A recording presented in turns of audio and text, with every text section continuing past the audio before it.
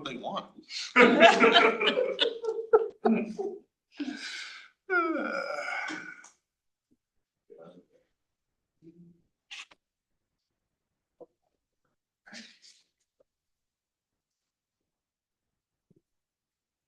I know Michael's not coming.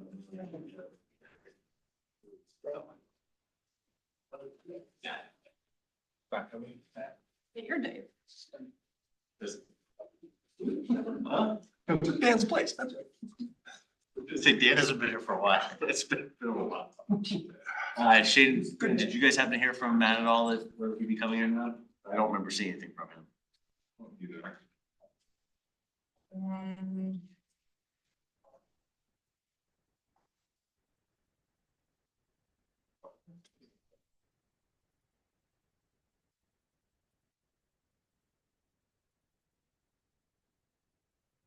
Way now officially late, so we'll just move on. And here he comes. All right. We're recording, right? We are. Let's bring the August 28th, 2025 meeting of the Transportation Mobility Board. It's now in session. Let's start off with just a quick roll call. If all the board members would go around, state your name. And then we'll go on. Preston. Kelly Honecker. Eric Mills. Jeff Selzer. Dave Evans. Josh Stewart. Awesome.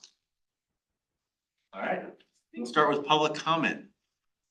You start in that corner if you don't mind. Please come on up, introduce yourself, tell us where you live, and take your 3 minutes. All right, I'm Connie Cantrell. I live in the 2nd district. I really wanted to share, I've been told over and over again to use the omnibus. And I really, I've tried. And I actually created, I had 6 people that we were gonna do a community ride together. And I took the time, I called how many times to set up a reservation. We were told that the reservation, they're gonna pick us up between 10:18 and 10:48. We're all kind of old ladies. I'm probably the most capable, most getting around. Did you say between 10:15 and 10:48? Like a half They hour? give you a half hour, which is actually really good. Many of them give an hourly rate. They came 15 minutes early. And the driver, when I came out, because I come out 5 minutes early, but I certainly wasn't out there 15 minutes early. And so then I came out to the bus and the driver's like, and we're gonna leave in 5 minutes. And it's like, you weren't even supposed to be here till 10:18. And then that's when he told me to quit arguing with him. And that's when I was like overwhelmed and just shut down. And then never asked him, because then he was talking, I'm late. His office called him and they tell him he's early and he's saying, my computer doesn't say that. And if I had been sane, I would have asked to look at his computer and to see what time he had, but I didn't.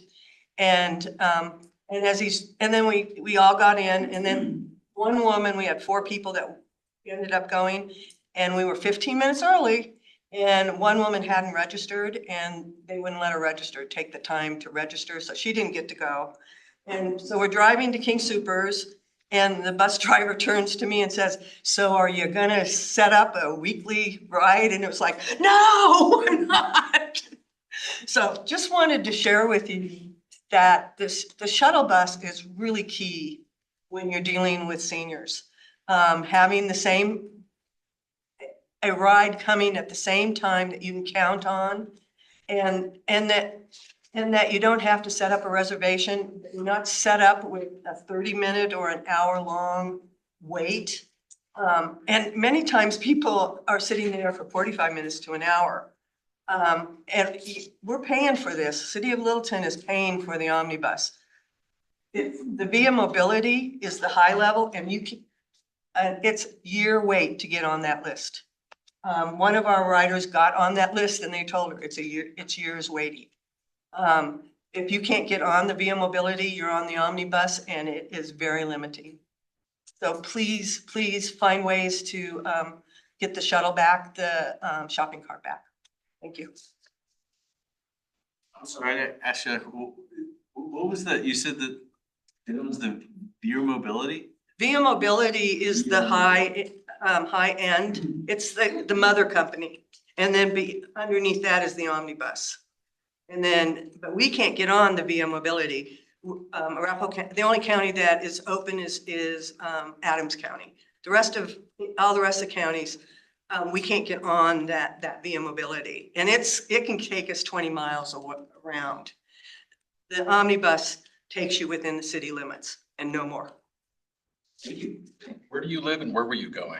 I live at the Bradley House, so I live close to the library, and we were going to King Soopers.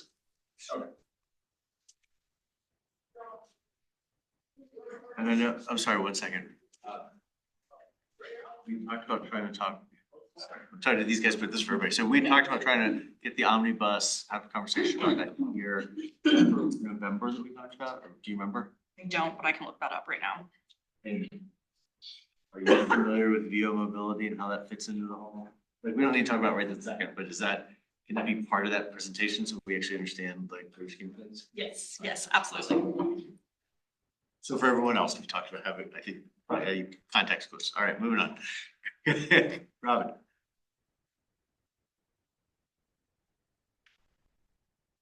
Hi, my name is Robin Bernstein. I live at Littleton Crossing. And I want a world that works for everyone, not just the car and the driver.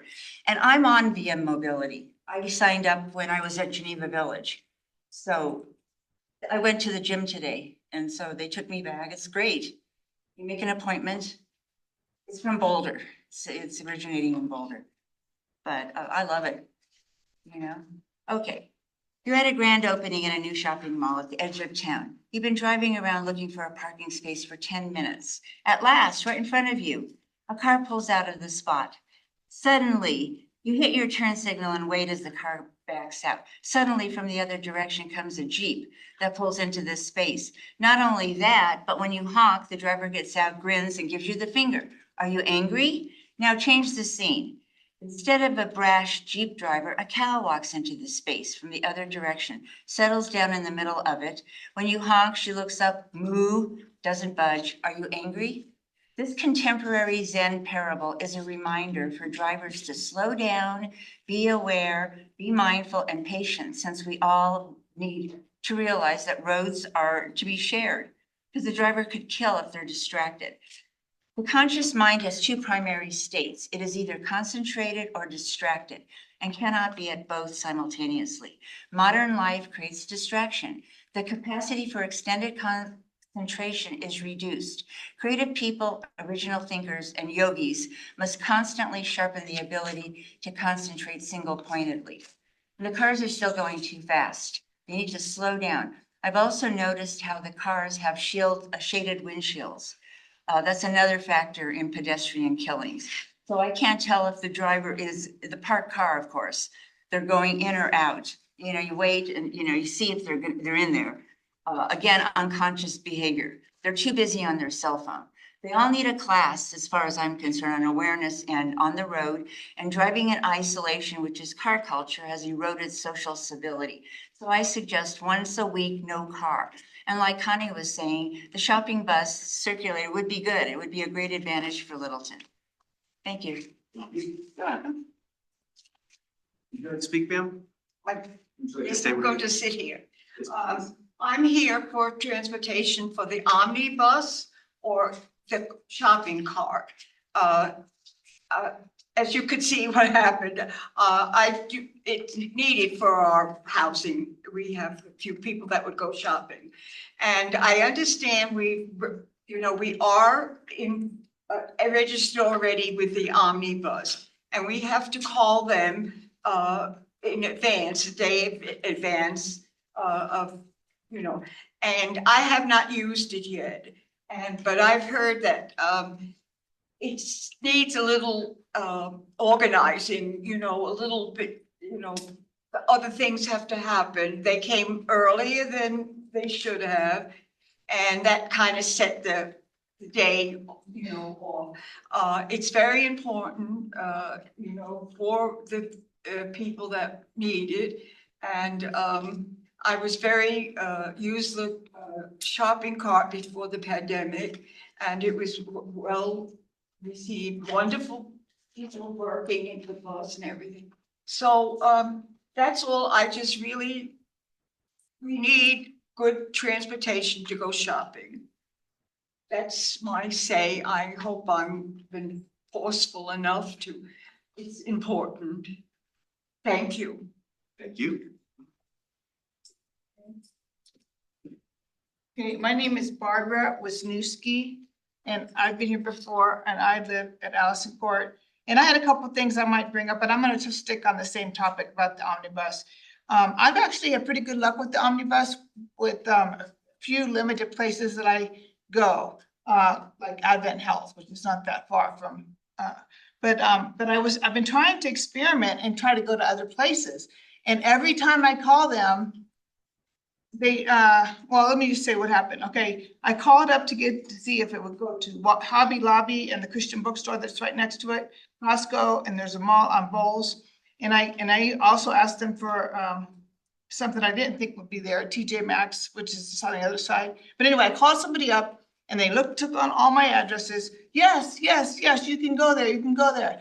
And then an hour later, somebody else called me back and said, no, none of those are covered. And I said, well, I'm looking at the flyer right here. It says City of Littleton, and all these addresses are in Littleton. What's the, I thought that, okay, I knew that some things weren't covered, but I thought it would just be like controversial areas where part of it's unincorporated, or some, people you talk to, they sleep their houses in one city, but they really, the lines are drawn weird. So I kind of thought maybe that was it, but now it seems like only half of Littleton is really covered by the omnibus.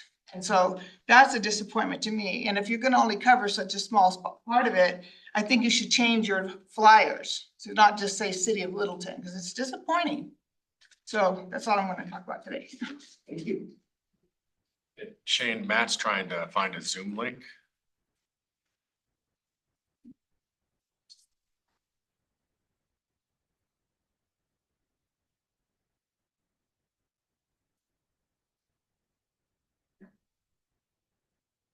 Was there a? You're next. Someone else do it. My name is Pam Chaperone. I have a block or two from here. Yeah, we need a circulator bus. Englewood has one. We had one. We need it back. It doesn't cost that much compared to the hundreds of millions of dollars that our council is contemplating getting us in debt for decades. I was going to say centuries. It could be. So circulator bus can happen now. It does tourism. It solves parking problems up and down Littleton Boulevard to Main Street. There are so many other things that accomplishes. Transportation Mobility Board, that's what you're about. You should make it happen, or at least try to with the powers that be. But when South Park Trail, what is the bikeway or 3 through all of South Park? The view graphs say connectivity, show it to me. I see a little path, but where is the bigger connectivity from one corridor to the other? I need to see that in the view graphs. It needs to be there. Second, I don't think your focus, number one, is community engagement and communications. Do you? Or funding or street types? That is not your focus. I think your focus is the functionality of transit, all kinds, through and within Littleton. In a technical workplace, you set up requirements definitions first. Like, what are the outcomes and impacts that we want? What are speeds and safety requirements? What about environmental impacts? Reducing emissions, reducing the amount of asphalt being used in fossil fuels and all that stuff. Shorter routes, a great place to live because you can drive from one place to other easily. That's why a lot of people came here. And the budget is in there, but staff does the primary things that are in the view graphs. You are the reviewers. You look and see if it's working. Your sanity check. So anyway, I need to get to waste diversion. Please support it. Obviously, I think it reduces the use of fossil fuels and trip times and traffic in the city. Finally, the ULI Technical Advisory Panel was biased from November or before, when the input for the RFP before the ULI was set up. There's only one thing here. There should be 3 or 5 alternatives with pros and cons of each. Instead, just like several other things that have happened, there's one thing. And we know that it causes us to lose public property. We should require a vote of the people before any public property is sold or acquired. There is no right to sell the Geneva property and this property. It should not happen. It is a long-term disaster for the city. And so the ULI Technical Advisory Panel has none of the system impacts. Your citizens, you live here, like us, we should all care about whether the city is losing long-term assets and what the impact is on the greater city over time. It's invalid and it's biased. It's one thing. I live right here and I was not asked to participate. And so that's another reason it's not good. And I think you can all see, but Matt Duff has joined. For some reason, Zoom thinks he's the speaker, so I try to zoom in on us. That's what we get. Be warned, Matt, you're very visible. Yes. Yeah, don't pick your nose. Yeah. You need to. You are only visible. Yeah.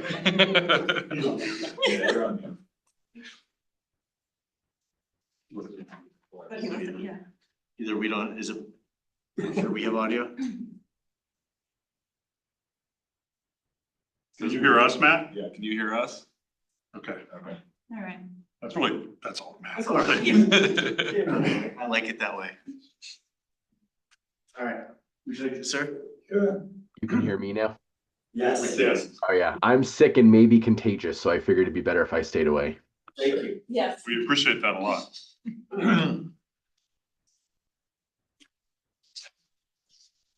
Save the best for last, there's a worst for last. So my name is Steve Laurie, District 3.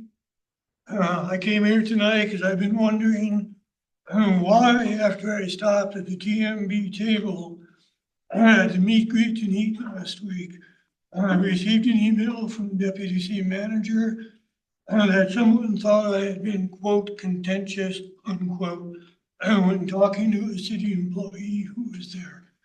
And why on Saturday morning, I had a call from the same deputy city manager informing me that some people were suggesting that the city should issue a restraining order against me, that I couldn't talk further to city staff.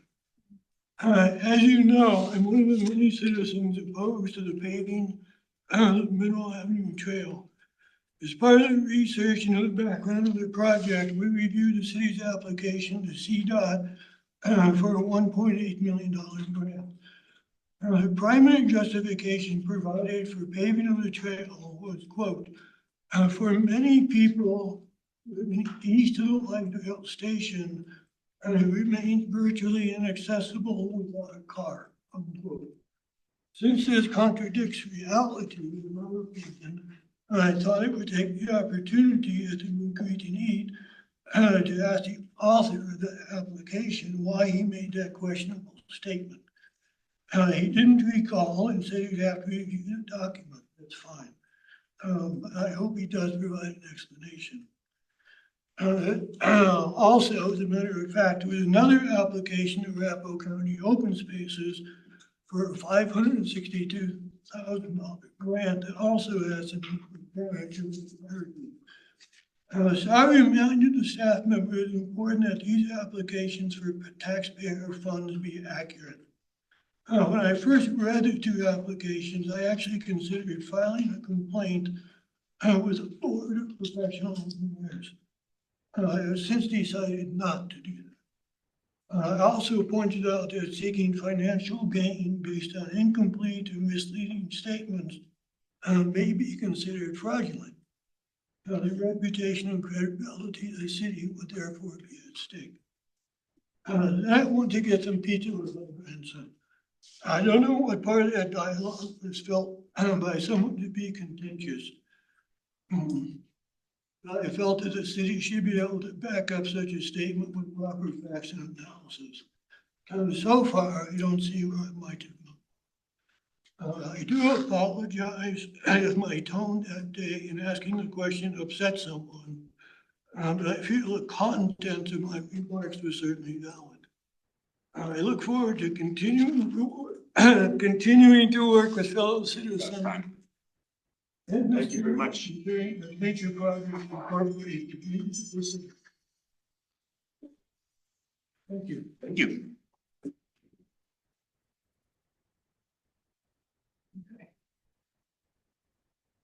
The next item on our agenda. There you go.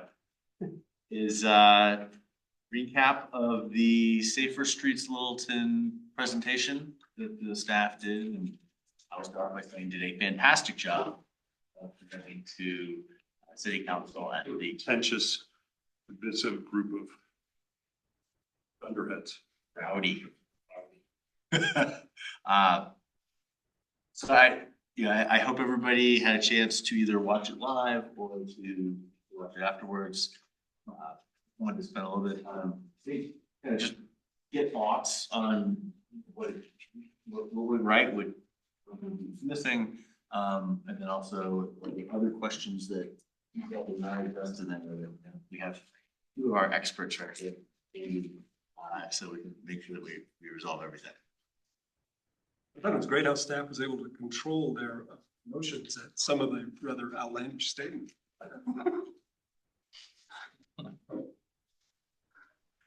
I will just reaffirm what I said before. I thought you guys did a fantastic job, put together a really good presentation overall. I think you did a very good job of coordinating, for keeping it online. I thought Emily did a great job of addressing a lot of the culture issues, as we talked about a little bit about before, really being clear, trying to be as much evidence and database as possible. I do think that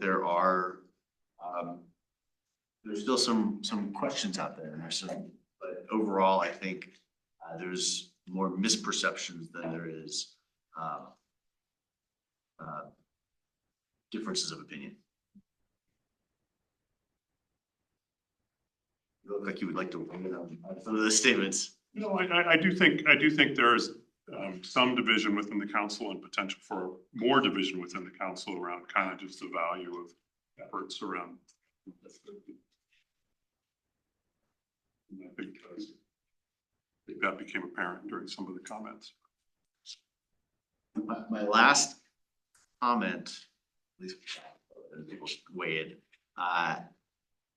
there was a lot of talk about things you're going to be doing, right? I mean, some of the examples like the emails, the automated emails from our data provider about saying when speeding, there'll be speeding in school zones, you'll kind of get notified of that right away. Talking about a lot of reviewing lists and having kind of ongoing conversations. I walked away feeling like there's a lot, and I'm concerned that you guys are actually going to be able to do it. I know you want to do it. I don't think there's any aspect of like, we're just gonna say it and like move past it. But I do have genuine concerns that it's too much to bite off and that we need to prioritize that list of things.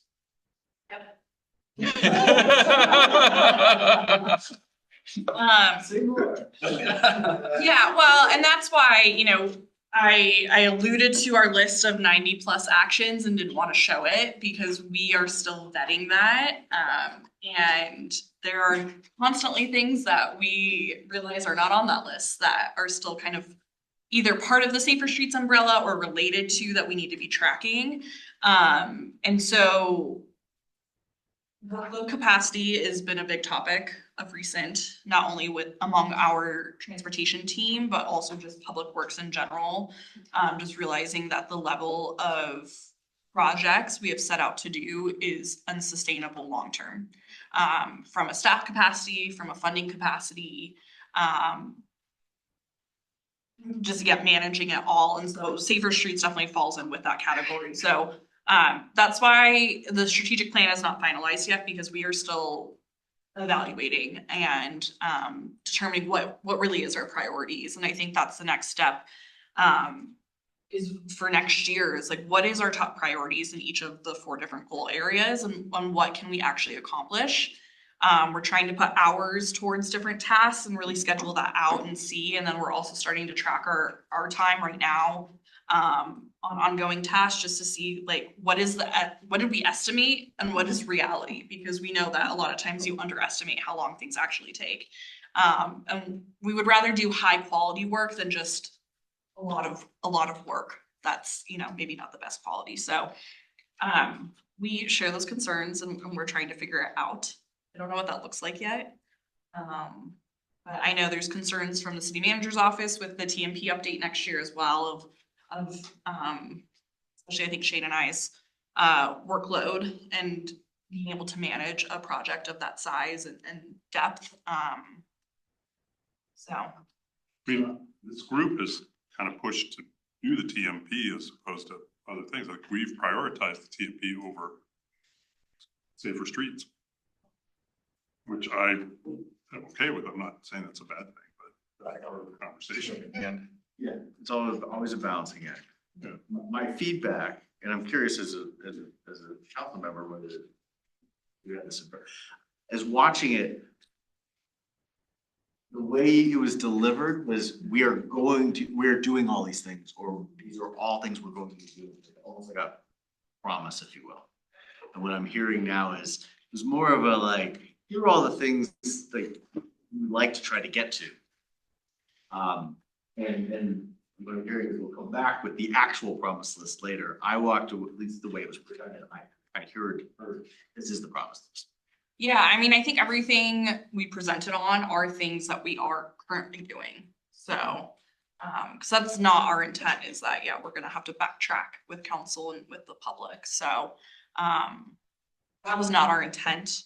I think when we go back to council, typically it's February timeframe when we really talk about like what we're going to be doing over the next year.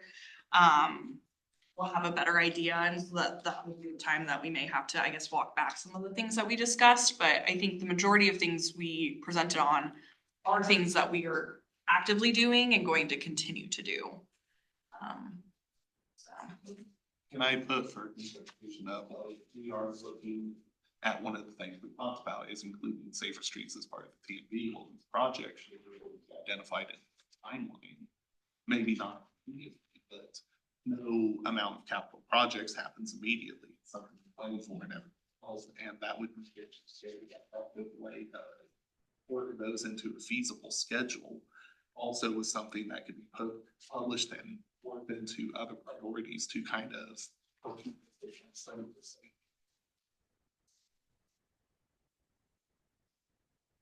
And we do have a strategy session coming up. I can't remember, it's a couple weeks from now, where we're gonna kind of get kind of elbows deep into all this. And so probably be more to come and kind of general update on, you know, because I think there's gonna have to be trade-offs, right? On like, maybe it's like, you know, like data collection, right? Like right now, I think we talked about like me spending 4 hours a week, and then we had that conversation, you know, start diving into it, like, oh, this is really kind of maybe a 6 or 8 hour a week thing. So yeah, just having those kind of conversations and using data with tracking our time to inform those conversations. So.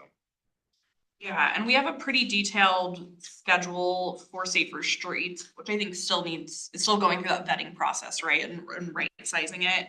I think to your point, Derek, with the TMP and just with our other workload planning is how do we integrate this like separate strategic plan through safer streets with the rest of our workload? That's, you know, not under the safer streets umbrella. And then when it comes to the TMP, how are we integrating all of that and making sure everything's talking to each other and we're looking at it from a holistic standpoint? And I think that's really why we as staff have felt the need for the TMP update, is that we need to do that work, right? We've kind of done it ad hoc since the last TMP, and, you know, with safer streets being something new that wasn't captured in the last TMP, like that's why we need to update it to make sure that we're capturing our whole program. So Is Safer Streets time bound? nope, we currently just have it as an ongoing program. So with the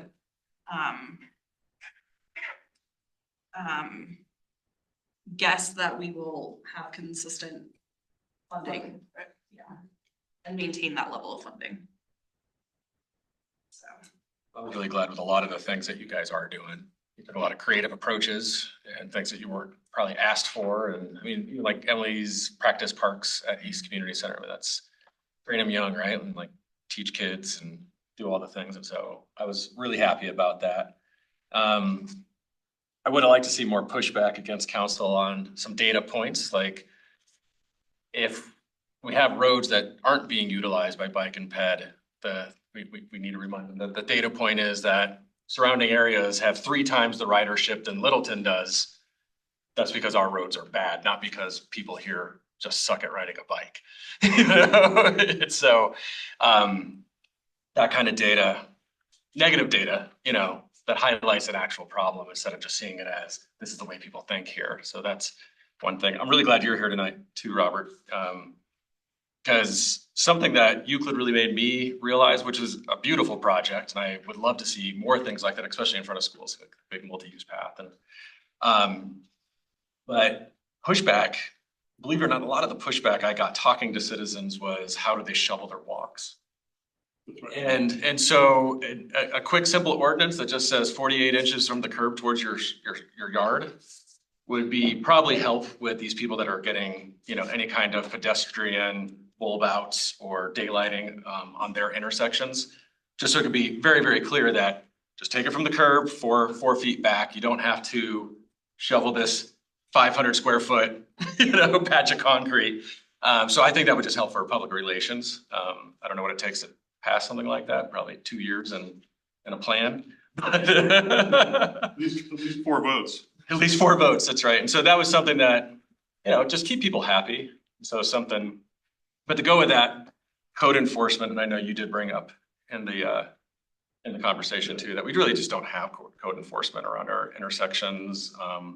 We don't have code enforcement from our police. We don't have code enforcement in the city really when it comes to any parking, driving, sight lines. You know, I think the police are only concentrated on speeding at this point. And only if you can point to the guy and they can watch them do it. Like they don't want to even go look for speeders. And so, yeah, that is something that's going to be a part of this plan going forward. And so again, I'm glad you're here tonight, Robert. We can kind of tell you that. No, I think the, you know, the police issue is, I think we're in a better place with enforcement than we've been anytime in the last couple of years. So it feels like we're moving in the right direction, but I'm not, yeah, there can still be room for improvement. Yeah. But good presentation, you guys. Even at 1.5 times speed, you all sounded great. I should have thought of that. Yeah. And you could slowly ramp it up, start at 1.1.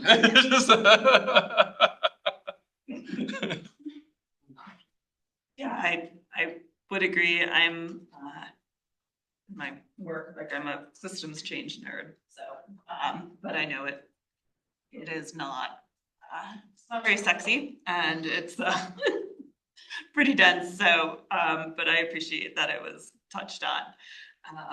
And you know, I thought Emily did a nice job putting kind of small aspects of that into the discussion and presentation. But, you know, I think also in a world where clearly we're also like understaffed on police and enforcement and stuff, right? What is a perhaps cheaper way is the behavior change element. But I think that just becomes so challenging for people to grasp and conceptualize. You know, I appreciate that it's still in mind. You know, a component. We've all discussed multiple times the idea that trying to shift the culture and educate more communication. We're just at a spot where I don't know that there's enough, although limited resources, we do need to keep that focus on how do we get the word out.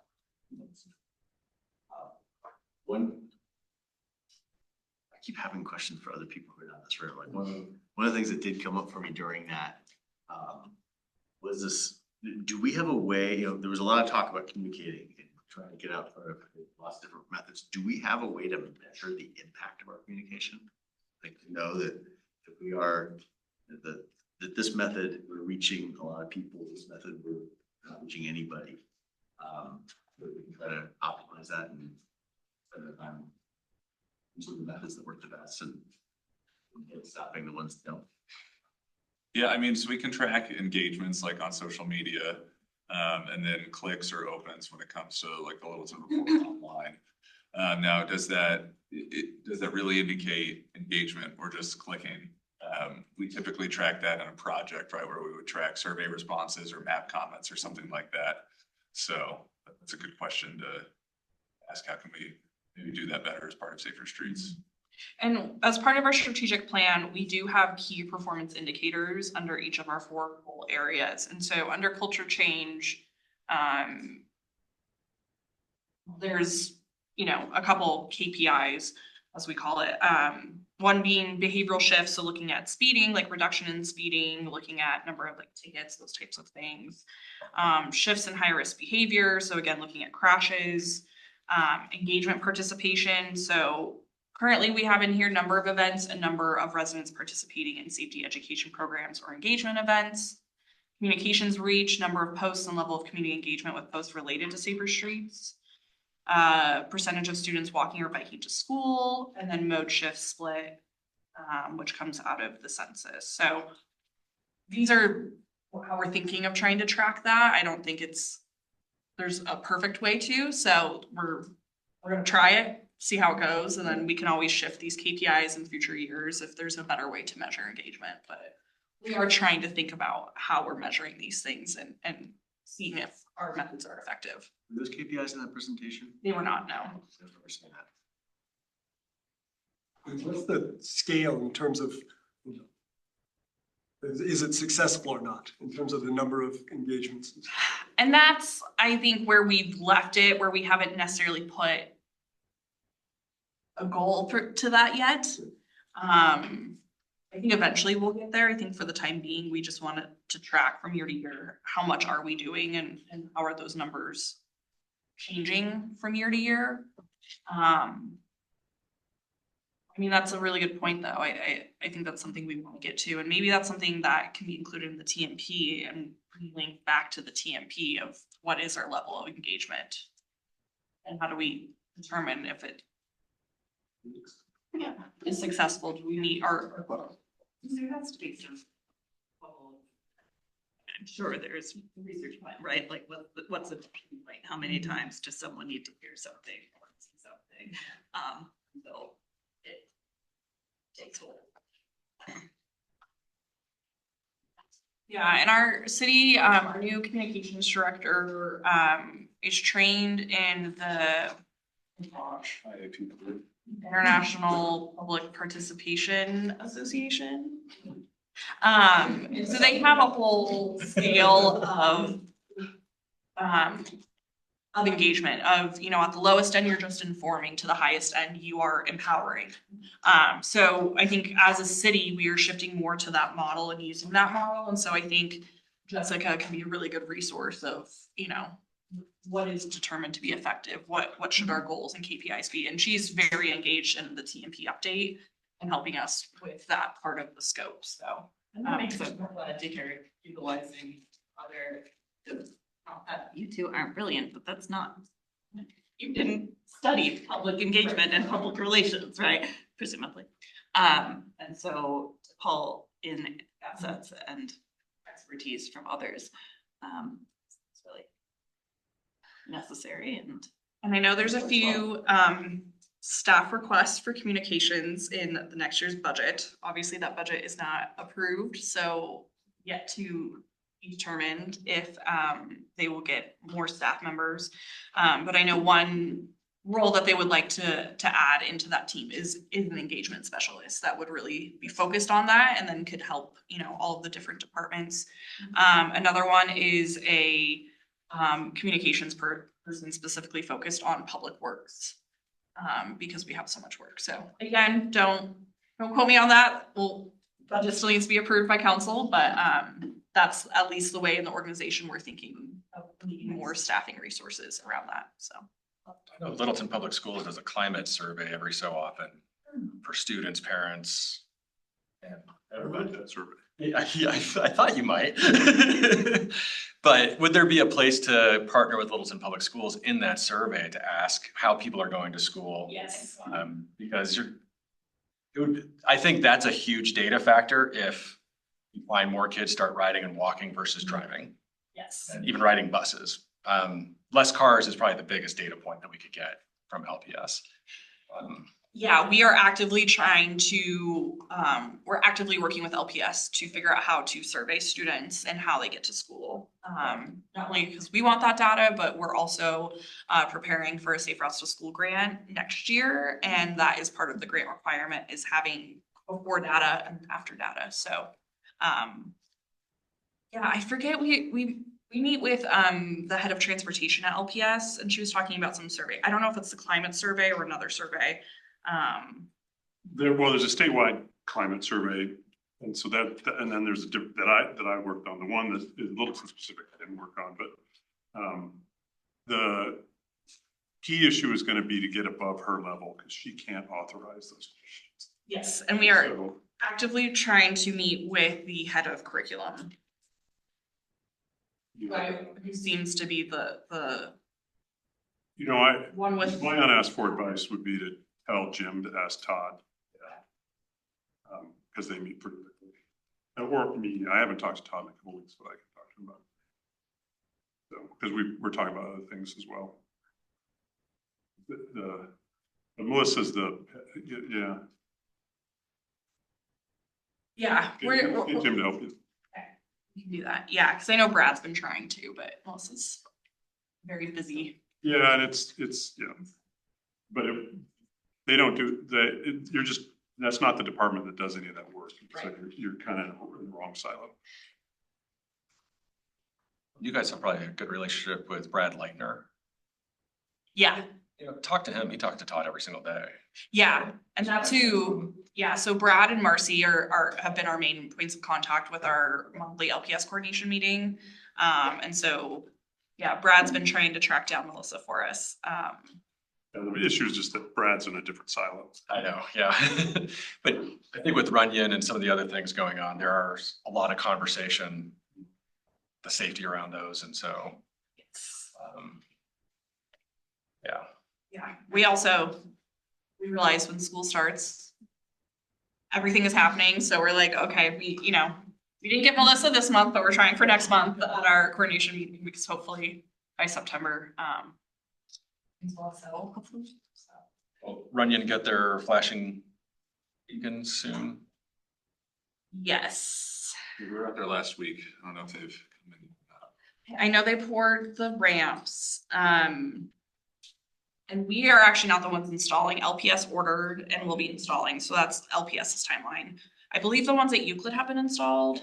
Okay, because we did that on the city side, and so we were in charge of making sure those were installed. That explains a lot. Do you guys find an unintended consequence of those is that cars just don't stop if the flashing lights aren't going? I think it's really confusing if people don't push the button. Yeah. I get frustrated when people don't push the button because I'm looking for the lights. Yeah, the law is it's pedestrian in a crosswalk. I know. They're just there to inform you. The lights are, I had a similar thought. Yeah. It's almost an unintended consequence, right? Like you're trying to make it so that, hey, there really is a crosswalk here, don't forget it. And people start to get trained. Well, unless the light's going, it doesn't count. Yeah, because I have worries with Runyon, they have a person out there with a stop sign, but their plan is to hit that button and utilize kind of the handheld and the flashing beacons. And I worry about drivers seeing that the beacons turn off and they just decide, I can go now. Yeah. Yeah, and I think that gets into, to my mind, that gets into our whole. And I thank you, by the way, you brought it up during that study session, the idea that we just need to start educating our citizens on the rules of the road. Literally, what are the basics? How does it work? Yeah. All right, anything else on safer streets, or can we move on? All right, I say we move on. You're the boss. Say again? You're the boss. That's right. Doesn't have a lot of perks, but that's what.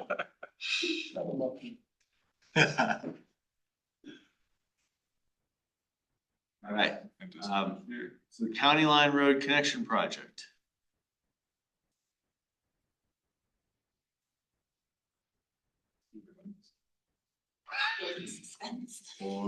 What kind of windows? You wanna tell us about what you got going on Chrome?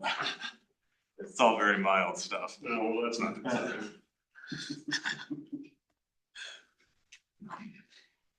Awesome. So this is a project on County Line Road that we've called County Line Trail Connections, or CLTC for all the, if you need another acronym to add to your book there. So we're just going to give kind of an overview of this project, tell you where it's at, some of the benefits of it. It is an additional trail that's coming to the city, so that's exciting.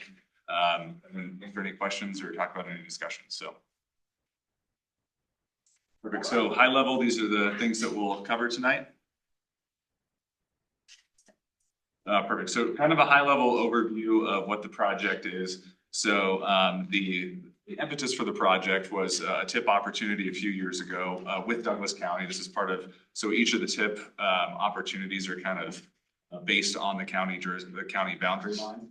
And so a lot of our TIP projects come through Arapahoe County, but this one actually came through Douglas County.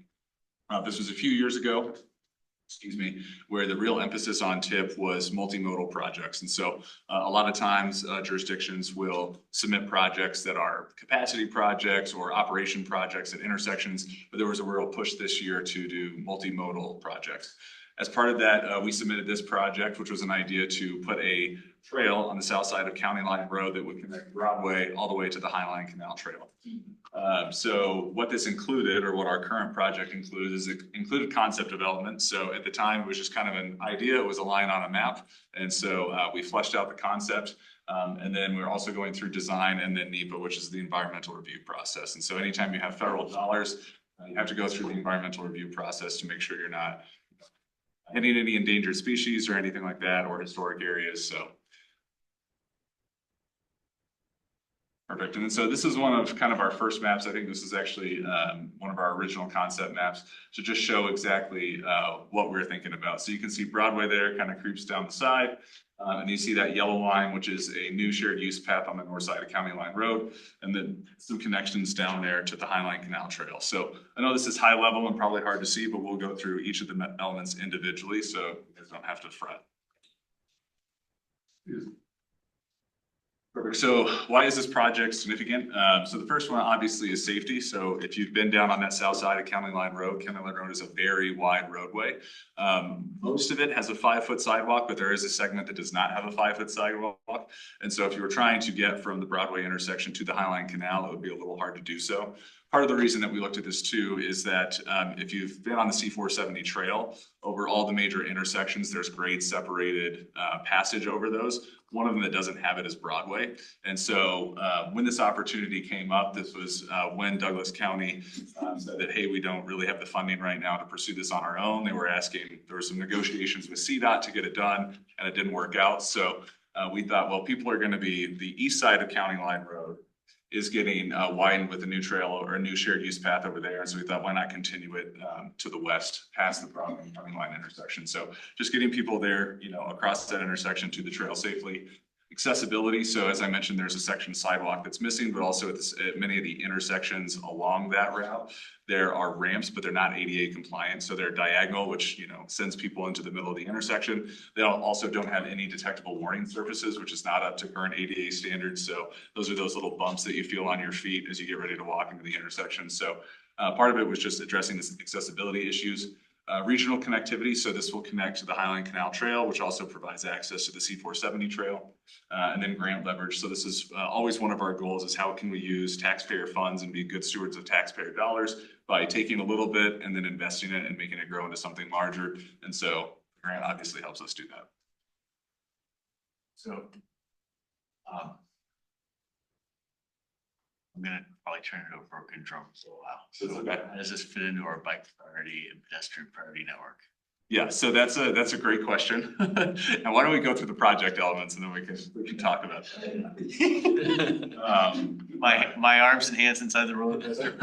Just for now, later they can come out. So leveraging federal funding. So we are paying for the design ourselves, and part of the reason we did that is because at the time we had a deadline to get an IGA with CDOT, and I think at the time they were the waiting list was about 18 months. But with the turnaround on these project deadlines, we had about I think 12 months to kind of make this all happen. And so it's essentially what we decided to do is that design was taking a long time if we funded it through the grant. And so what we decided to do was self-fund the grant and then use the grant money for construction. And so the total construction cost is estimated to be $3.3 million, and that'll require $630,000 local match. So again, there's leveraging funds to do something very good on our own. Again, just. But like that to me is so compelling, like that would be a great public piece to see, like what their dollar actually returns.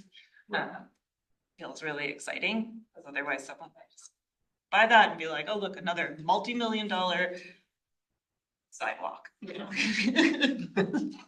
Yeah, and well, we can actually kind of pause here. And so at the same time we were developing this idea, we were in contact, there's several partners here that we can talk about in detail. The South Suburban, these two parcels up here, but this southwest corner of Broadway and County Line, that's where they're constructing the pickleball courts.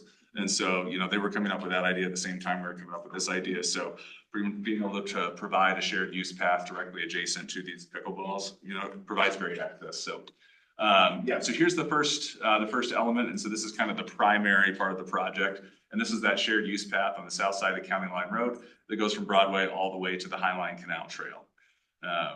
So any questions there? Yeah, just to point out, there's not currently a sidewalk path from County Line to get to the High Line. You're just walking in the roadway, so. Yeah, there's segments, but it's not continuous, yeah. And it's also a 5-foot walk that's right up against the travel lane, so it's not very comfortable.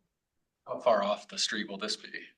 So this will be, it'll have a 2-foot buffer, a 12-foot trail, and then another 2-foot buffer on the other side. We'll also have trees between the pickleball side and the sidewalk. So that'll actually provide some shade too for people walking, so. I rode my bike along this part over by where it says 900 paved feet on the next slide. And it was hair raising. So it's really nice that this will feel much more safe, I think.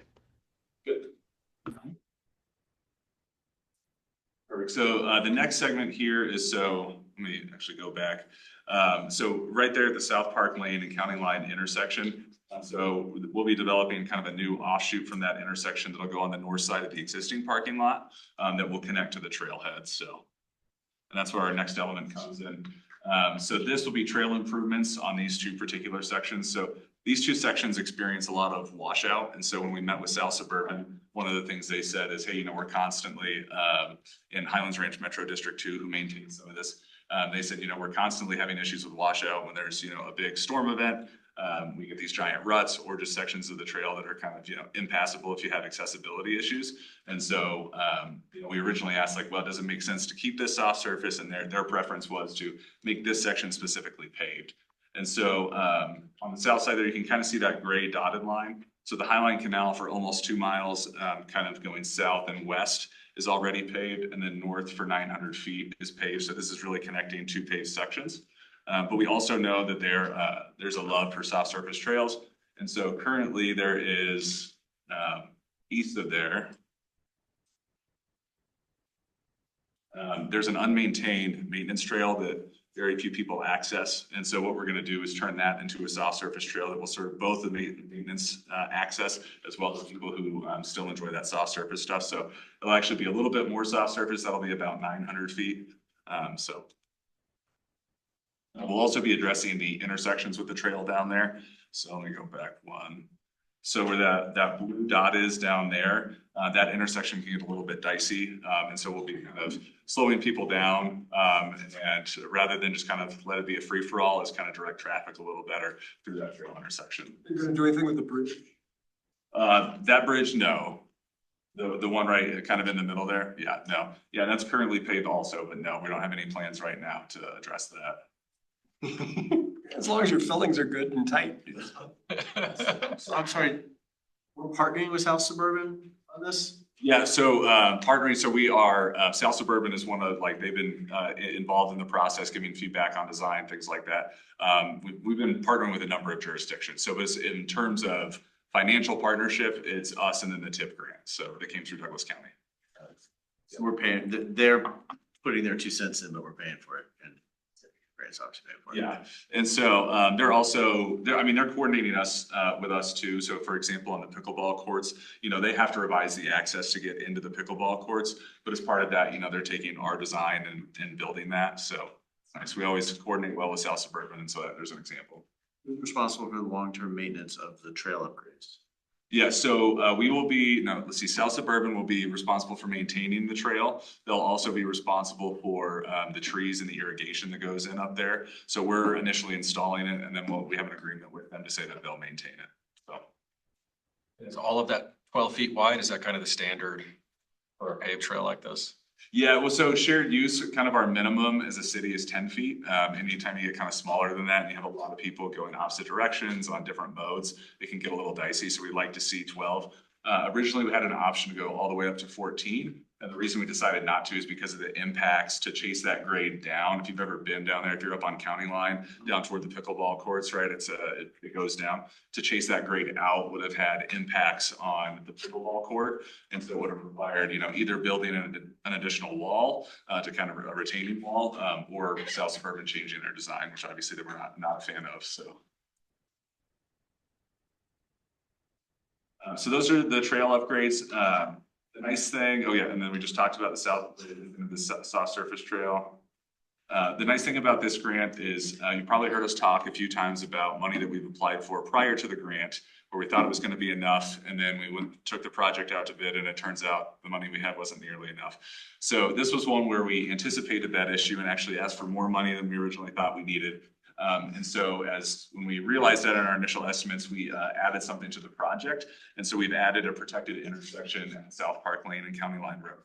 Now I'm sure some of you are thinking, like, does this really connect to anything? And the answer is yes, but not fully the way we want it to yet. And so if you've seen some of our plans, South Park Lane connects up to Windermere. And the city's vision is to have this as a corridor that you can go north and south through the city on a bike or walking. And so, because we had an opportunity here, we wanted to put a protected intersection now. And so, if you've been to this intersection, if you're traveling east, you see that building there and the road starts to curve to the right, it also goes down. So we'll be pulling cyclists off just after the access to that property, getting them behind the curb and then giving them a comfortable space to move around the intersection once they're there. So, and they'll have their own space, own time, which are the things that make it, safe for cyclists to go through intersections. So. What does South Park Lane have for pedestrian and bicycle facilities right now? Yeah, so they have sidewalk on the south side. I believe it's 5 or 6 feet. So it's the width is ADA compliant. And then there's just kind of standard bike lanes right now. There's a painted median. And so that's something that we've been looking at is when it's time to redo that, do we really need a painted median there? Are the turning volumes enough that we really need to separate out left turns, or can we maybe narrow up the drive lanes and provide more space for bikes? So. Just a quick one. Yeah. Have any traffic control mechanisms? Will it have it's gonna look different to the public because I don't think we have anything as a permanent example. This correct? So one is in the works, or a couple are in the works. Down on Mineral as part of the Costco development, they'll be constructing the southern half of 2 protected intersections there. So those will be the first ones that come online. Yeah. And then we'll have another one at Mineral and Jackass as part of Mineral Mobility East Phase 2. Yep. Intersection. Yeah. Yeah, and I've got. You don't have a visual on that, is that? Oh, look at that. Yeah, look at this. Did you read ahead? I just forgot what was in there. So this one is a little different than what ours will look like, but I thought this photo gave a really good idea of how we're pulling cyclists kind of out of traffic and protecting them with a curb. So this one is down at street level and then the curb is raised. So this, my guess is that this was some sort of retrofit to an intersection, whereas we're redoing the whole intersection. So we're actually pulling bikes up onto the sidewalk level. So they'll still be behind the curb. The nice thing about this is it doesn't create additional maintenance issues for us. It is obviously more to plow, but we don't have the issue where we don't have a plow that's narrow enough to fit between the curbs. So we do have that plow now, but you know, it's also all the way up at the Bellevue Service Center. And so that's one of the issues we're working through too, is on some of these cycle track projects where we do have that condition, is how do we get the plow down there? What are the resources? All that sort of stuff. Make sure the cycle track connects. Make sure the cycle track connects. But you can see, so yeah, the idea is that, that bikes are outside where cars travel, and they can travel around the intersection kind of in their own path. And so, and if you're gonna take a left turn, essentially, like rather than kind of having to go through the intersection and dodge oncoming traffic, you can stay on the right side of the intersection and cross with traffic that's going through, and then wait and cross the other way when traffic is going through in the other direction, so.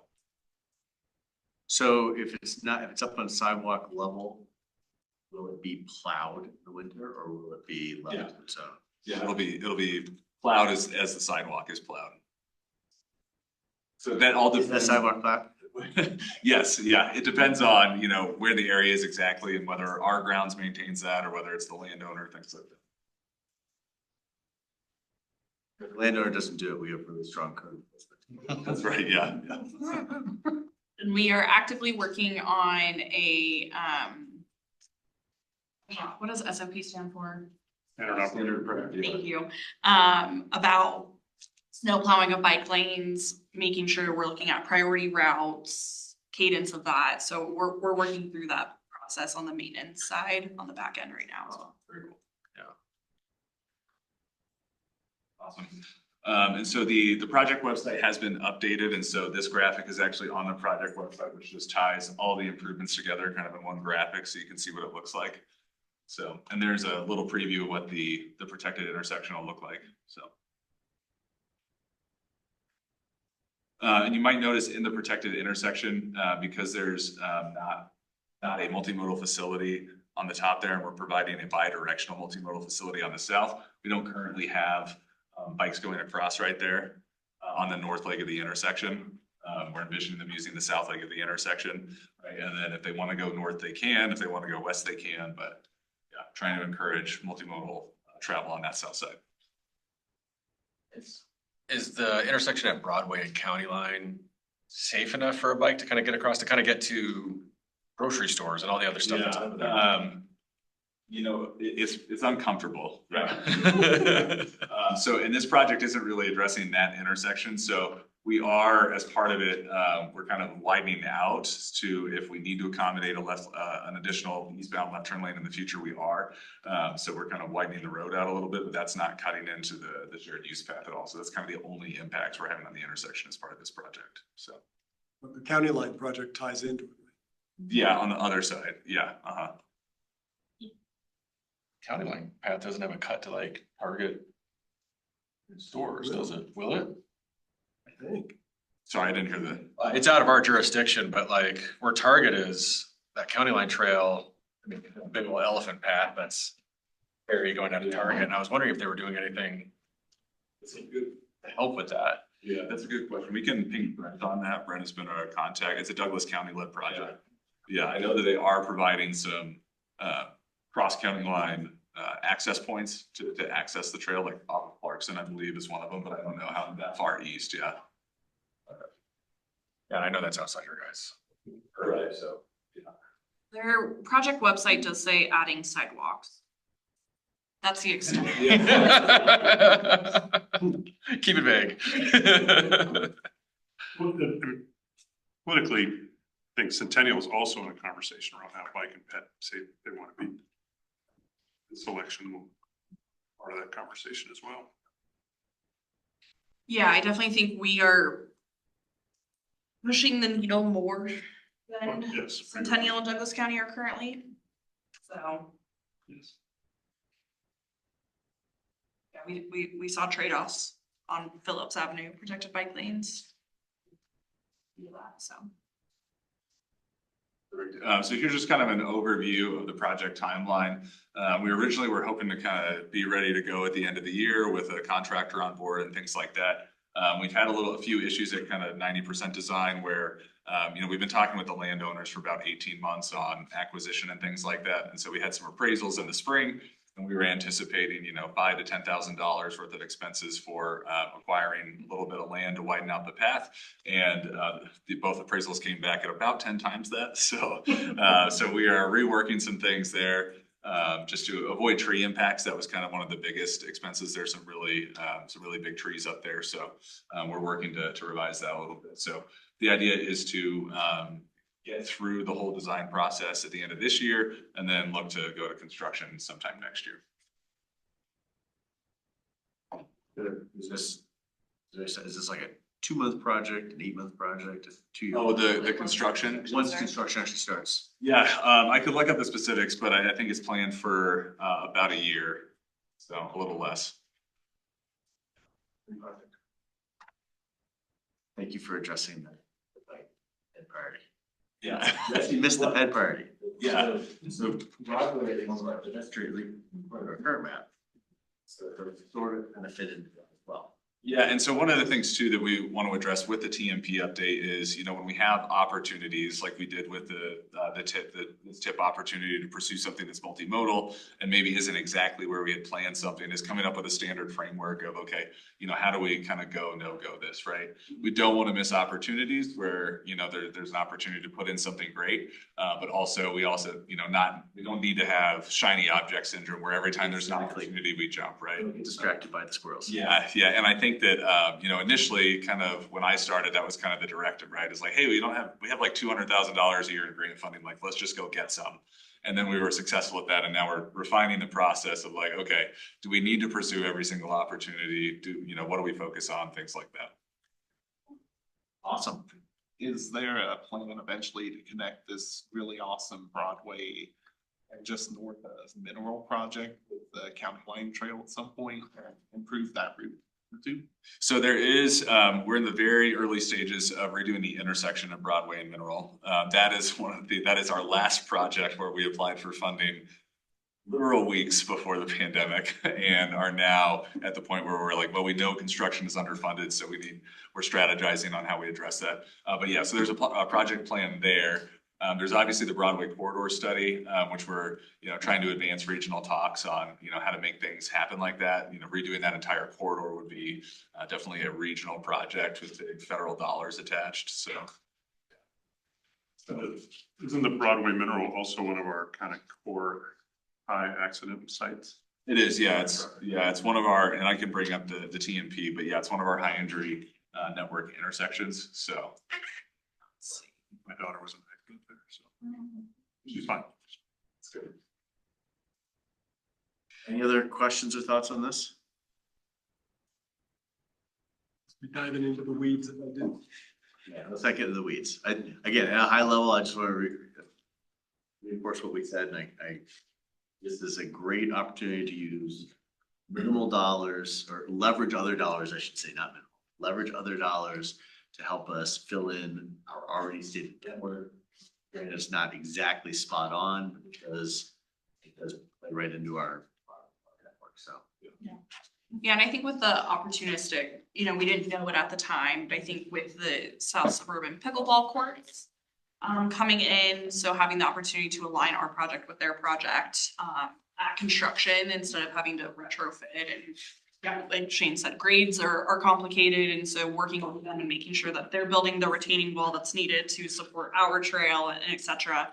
And then Costco coming in and the improvements and capacity improvements that are needed at these intersections. So it really was opportunistic at the time of the grant, and I think with a lot of other factors after the fact that have come in, I make this a good project to construct now.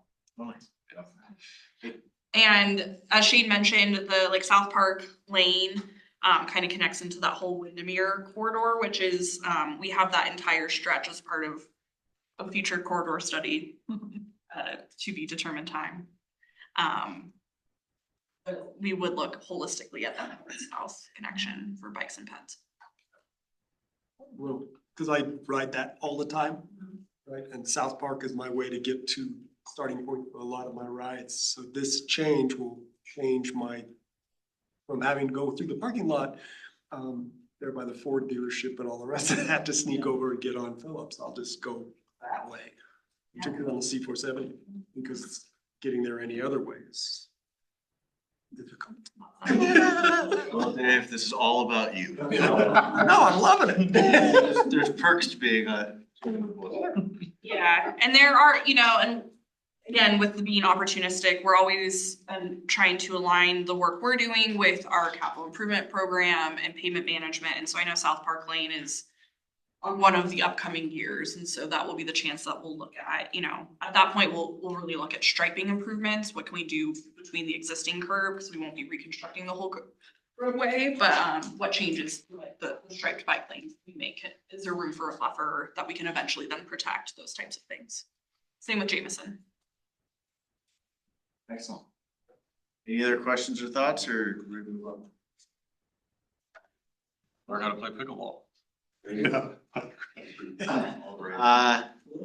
So next thing is, everyone here is very aware that we've spent a lot of time thinking about the TMP update in here. We put together our thoughts on what we think were the highest priority things that should be considered to be added. And now there was some concern about whether the TMP update would be postponed or not. I gather by this, we are back on track and everything is, are we still not 100% sure about it? Yeah, so we are on track in the sense that like, yes, 2026 we're planning for an update. There's some things that we want to happen before that, just as far as coordination with other departments. I think the new communications director is, very intent, and for a good reason, and making sure we kind of get ahead of it from a communication standpoint and coordinating with the Littleton Boulevard sub-area plan and things like that. So it may not kick off January 5th of 2026 as we originally thought, but yeah, there's looks like everything's coming together and coalescing. So we'll walk through. Are you gonna take over this part of the presentation as well? Kenna's the star. Kenna. Okay, I can present. So while you're pulling that up, where are we scheduled for issuing the RFP for the consultant? Yeah, so when we presented a few weeks ago internally to different departments, talk about our scope and got some feedback. And so we're addressing those this week and next week, and then reaching back out to those departments to make sure they're good with it. And then there's a new project management process that the city's undergoing. So we're kind of going through that to get other department heads and leadership to say, hey, yeah, this looks good, or hey, have you thought about this? And, kind of making sure it's resourced and getting a multidisciplinary team to give us feedback on that. So, yes, so we're close. And, we will need the official budget approval. Yeah, that'll be important too. So From council. What's our current goal for getting the RFP issued? I don't know that we have like a solid date. We have a draft scope of work though. Yeah, we do have a draft scope of work, yeah. So more to come. So yeah, I think on this topic, we'll kind of talk about TMB's focus, the main topic areas that we as staff have focused on, and then just a little bit about the project process timeline and staffing. So as a reminder, these are the TMB focus areas, so communications and community engagement, funding, culture change, connectivity, and street types.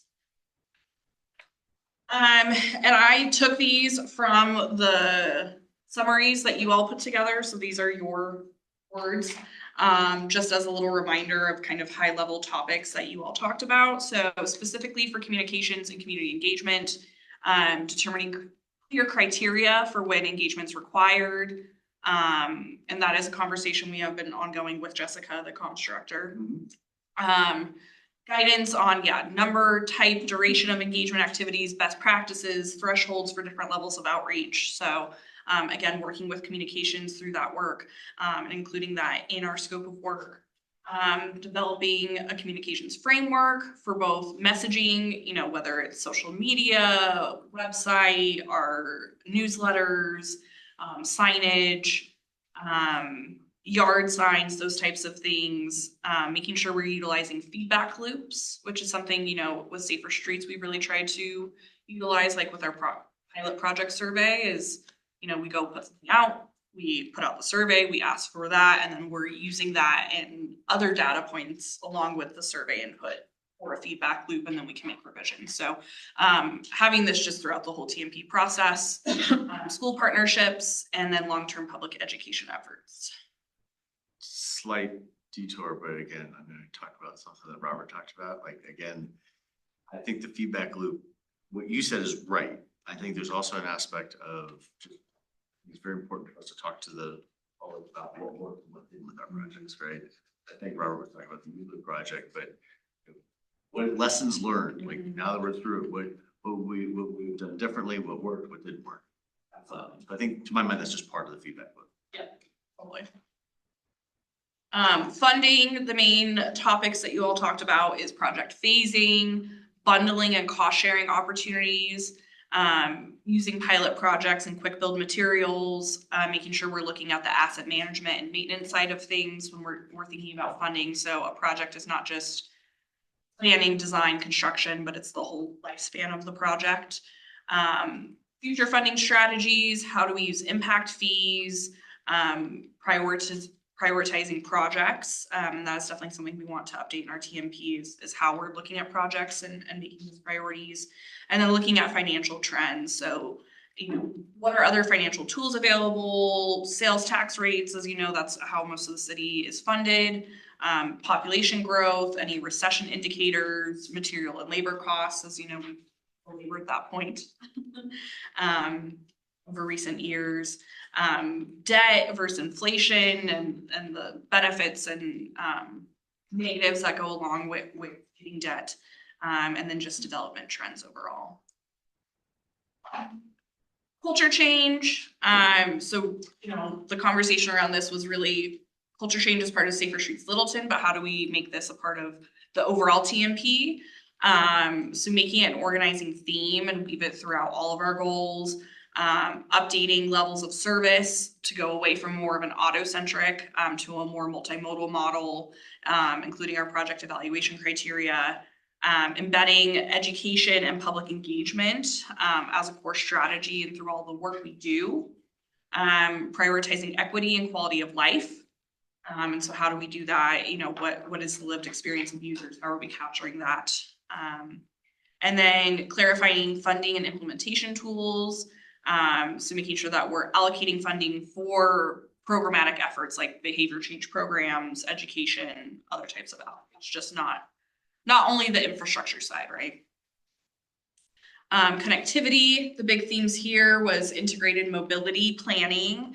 So looking at the network from a cohesive, holistic standpoint, looking at gaps in our existing network, looking at the street types and land use designations and how that's aligned with our multimodal routes.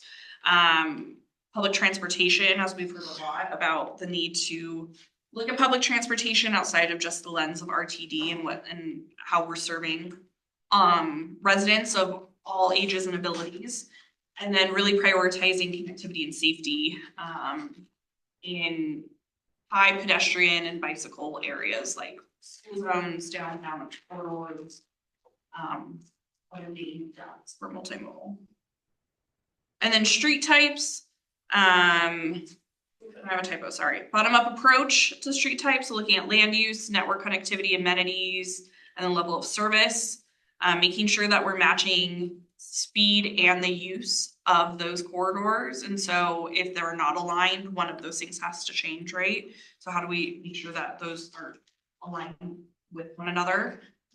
Crossing density, making sure that we have safe crossing, and that it's at a frequency that it's used and safe. Modal priority mapping. Modal priority has been a big thing that we've talked about, right? Especially when there's multiple modes prioritized on a street. What does that actually look like on the ground? Coordinating with our regional partners, new developments and what that triggers with those new developments and the types of facilities. And then showing more public-friendly graphic street type visualizations. I think this goes along well with our engineering and design standards as well. So that was recap of what you all did, right? So now let's talk about kind of where staff has been at and the other conversations we've all had, and how we're incorporating what you all have taken and talked about into this whole process. So these 8 topics are kind of what we've distilled down as the main topics for the TMP update. And so there is a lot of overlap, right, with the work you all did, which was the whole point.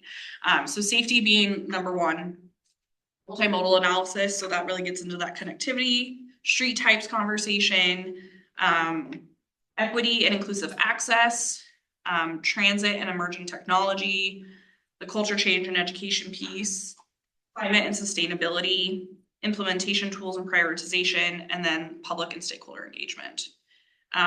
So we have a whole memo that goes into more detail, but we just try to distill down like what are the main points of each of these. So safety, really including safety throughout the whole document.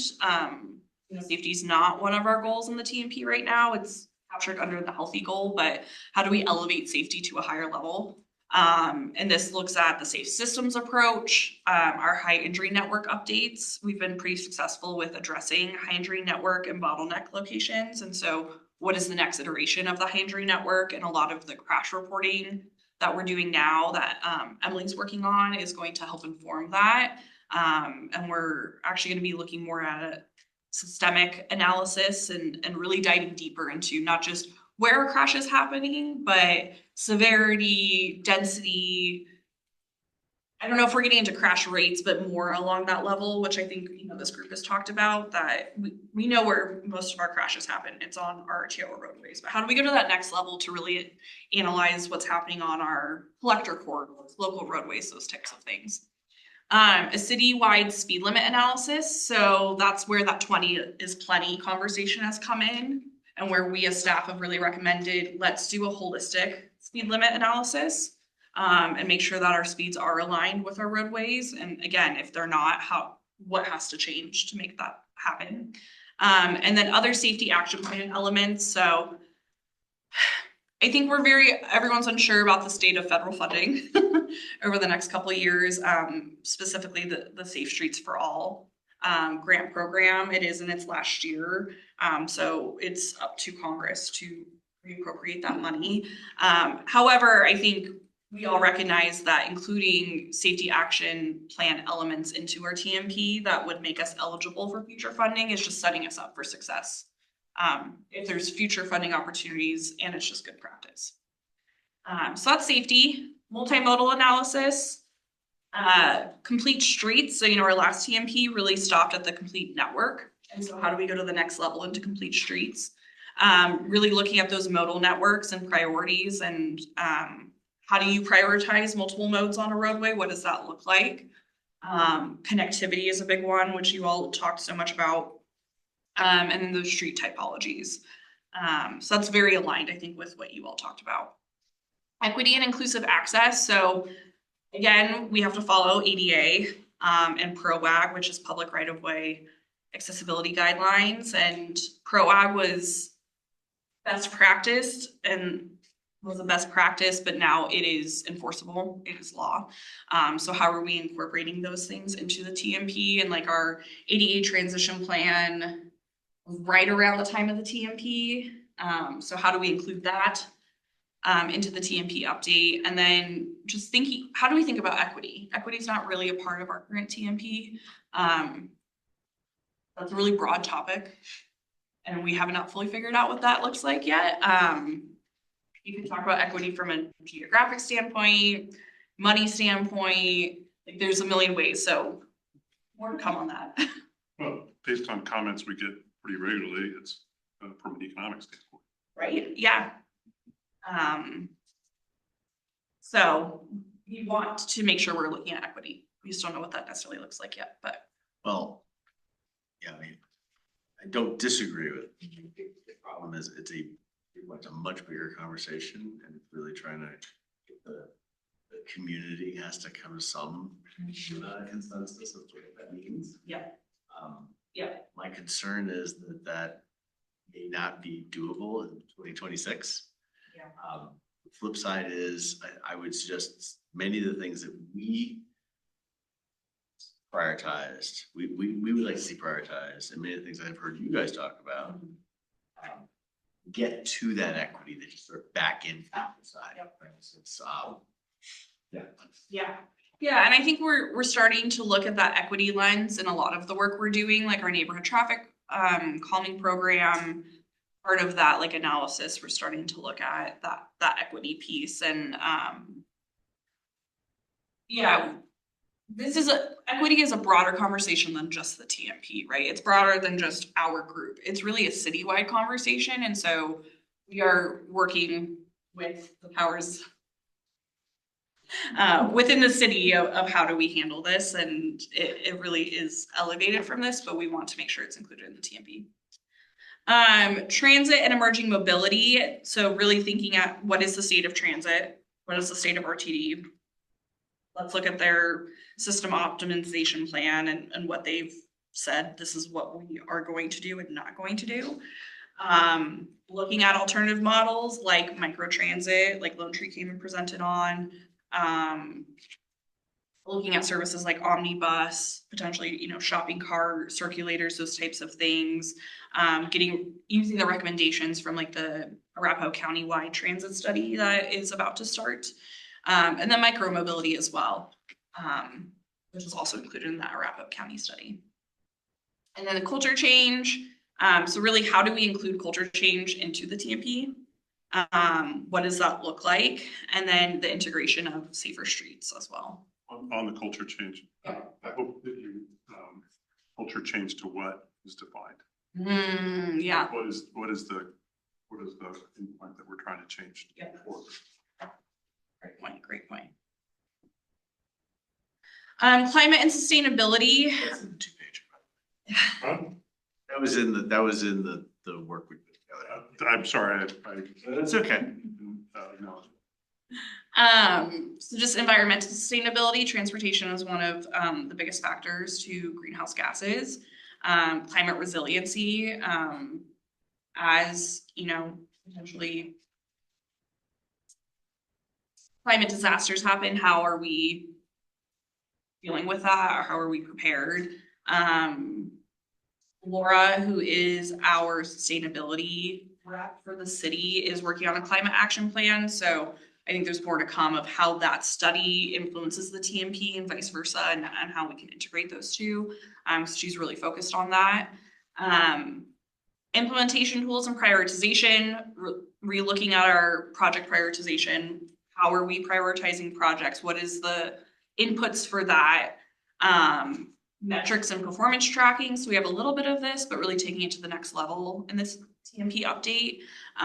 One of the things we've talked about is reports on progress, and how do we set that up with the TMP update now so that it's not like a year after the TMP is published, then we have to, what's our report on progress going to say? Like, let's build that into this process from the get-go. And then cost modeling and budgeting. So really, I think going into the next level for costing, instead of just, is it a $1 sign to a $3 sign? But there are models out there of how to project costs in the future, including inflation. So if we build a project now, how much is it going to cost? If we wait 10 years, what is that impact? And so we can start making more of those decisions as well. And then lastly, public and stakeholder engagement. So that's that IAP2 model, the International Association for Public Participation. So, that's a scale from informing to empowering. Developing some public engagement standards. How do we involve different stakeholders? So that's like our partner agencies, right? Who don't have jurisdiction here, but either like South Suburban, they're maintaining our trails and parks, or shared roadways, those types of things, being a collaborative partner. Diversity of engagement methods, so making sure that we're not just, holding in-person open houses and that's your only way to engage. How do we offer virtual settings, pop-up events, online surveys? Like, let's have a breadth of engagement. And then just coordination citywide among all of our departments and including different stakeholders across the city.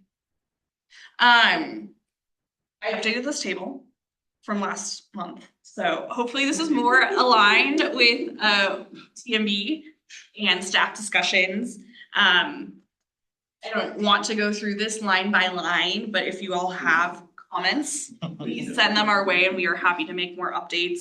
But this is just really trying to show like the breadth of what we're thinking about for the TMP update, how our current TMP aligns, what discussions we're having internally as staff, what discussions you all as the TMB is having, and then from research of other jurisdictions, you know, what are things that maybe we're missing. And I think, you know, there's some stuff around like EV infrastructure planning, greenhouse gas reduction that hasn't been a huge priority for us, but it has been in other places. So are there ways to bring that in, or do we just determine that's not a priority for this? I think on the climate side, you know, maybe those are things Laura can take on with her climate action plan. So more discussions to come there. My only concern with this table and publishing it, I don't know if anyone else on the board feels this way. When I read it, I think it could be there's a way to construe it that we did not think things like equity mapping, right? We did not think that, you know, some of the pick anything that there were check marks next to it. I don't think that's accurate. No, I think you have talked about every single one of these topics. It's just what has been a priority for this group to discuss more in depth, right? Okay. So I have this concern like 10 years from now, people are like, why didn't the TMB care about this thing? Why did they? Jeff did not care about equity mapping. Yeah, well, whatever it is. And I don't want that impression. Well, then a better way of presenting it is there's a division of labor among different parts of the city to get a more complete picture together. These are all the responsibilities, city staffs have the responsibility of elements. And that way it can be presented as a large team effort, which is very much with the city's mission.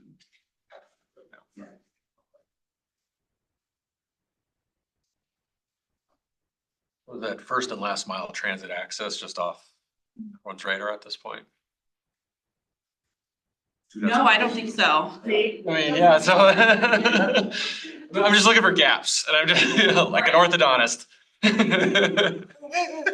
mean, that's part of my point. Like, I sort of feel like unless we explicitly said we feel like it should be pulled out of the TMP. Yeah. Things are already there. We still think should be in there. We're just saying these new things should go, should be added. Yeah. And it's very likely that we'll have to have a conversation, like, once there's a consultant on board of like, okay, you have this huge thing, this huge list of things you want to do. And, you know, we're not gonna be able to do all of them. Right, your list is this big, your budget is this big, so what are the priorities and what's scheduled for, you know, future analysis, so. Those will be some difficult conversations. Yes. I don't like choosing. Can I just have it all, Robert? Well, I would just remind us that I would just keep going. Positive dad. Fair enough. So process. So as Shane has alluded to, there's a new executive oversight committee, which is a citywide process that is much needed to look at, I think, you know, resources citywide. That's from a funding standpoint, staffing, other types of resources that go into making sure projects are going to be successful. So that committee has just started, and we are kind of playing guinea pigs with the TMP project for that. So they're still working through, I think, some kinks in their process. But you don't have to give me like their names, but like and their addresses. Right. Yeah. And their social security numbers. It's mostly department directors and other directors. Yeah, all staff. Yes, it's an internal group. And it's led from the city manager's office as well. The city, Adrian Burton is leading it from the city manager's office. So So we're going through that process. We've submitted a project charter. We've met with Adrian multiple times. So that is an ongoing conversation with them. We do have a memo that we will be submitting to the city manager's office. That will include all of the write-ups that you have done, and the letter that Jeff put together as part of kind of a complete package to the CMO. We will eventually have a study session with city council to review the scope of work. That's kind of been standard with larger projects as of recent. So we imagine that will be the process moving forward. So yet to schedule that, because we just really need to have some determinations of timeline of this project. And then we'll do the solicitation of the project, either RFP, RFQ, we're still figuring that out with procurement. That's both. Yeah, maybe both. And that, you know, will obviously be approved from like the public works director, city manager's office, city council. And then we'll coordinate with all of our different partners as we get ready to start this project. So that will both be internal partners, like the different reps from other departments, as well as stakeholders that we will be engaging throughout the project as well. And you all. So timeline. So we don't have a, you know, timeline with dates set to them yet, but RFP development will take about 3 to 6 months. We're already doing this, and we've been starting this probably 3 months ago. So that will continue, you know, once we get through those approval processes that I just talked about. Solicitation, proposal review, and interviews, it can take anywhere between 3 to 6 months. We have to release RFPs for a month. And then, you know, having a couple weeks to review, a couple weeks to schedule interviews, and then contracting. Oh, that's not the next line. So that process can vary in timeline. 6 months is long. We will be shorter than that. Contract negotiation, same thing. Once we have an approved consultant, we go through the proposed scope of work, you know, chances to make negotiations. So that process can take however long it needs to take. And then get it through council approval as well. Because of the size of this contract, we will have to get formal approval from council. And then project timeline, we're estimating about a 2-year-long project from kickoff. Could be a little shorter, but we're kind of estimating that 2-year to give us some wiggle room. Kickoff being you found your. Yep, consultants hired, contract is approved and signed by council and by everyone, and so it's like we are starting the project. And then key milestones, so project kickoff being one, we'll have a public and stakeholder engagement plan and a project management plan. We will do that. Usually we start off with existing conditions and like baselining. What's our baseline now? We're thinking about 3 phases of engagement throughout the life of the project. Developing some strategic frameworks, project lists, and then implementation strategies. So, you know, this key milestone list will change once we have a finalized scope of work with the selected consultant, but it's kind of what we're thinking about right now.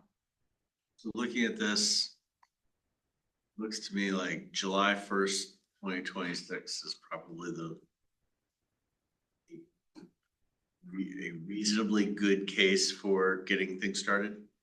Means we have everything, we have a new TMP by mid-year 2028. Am I reading this all right? How big of a scope is this one compared to the last time we did the TMP?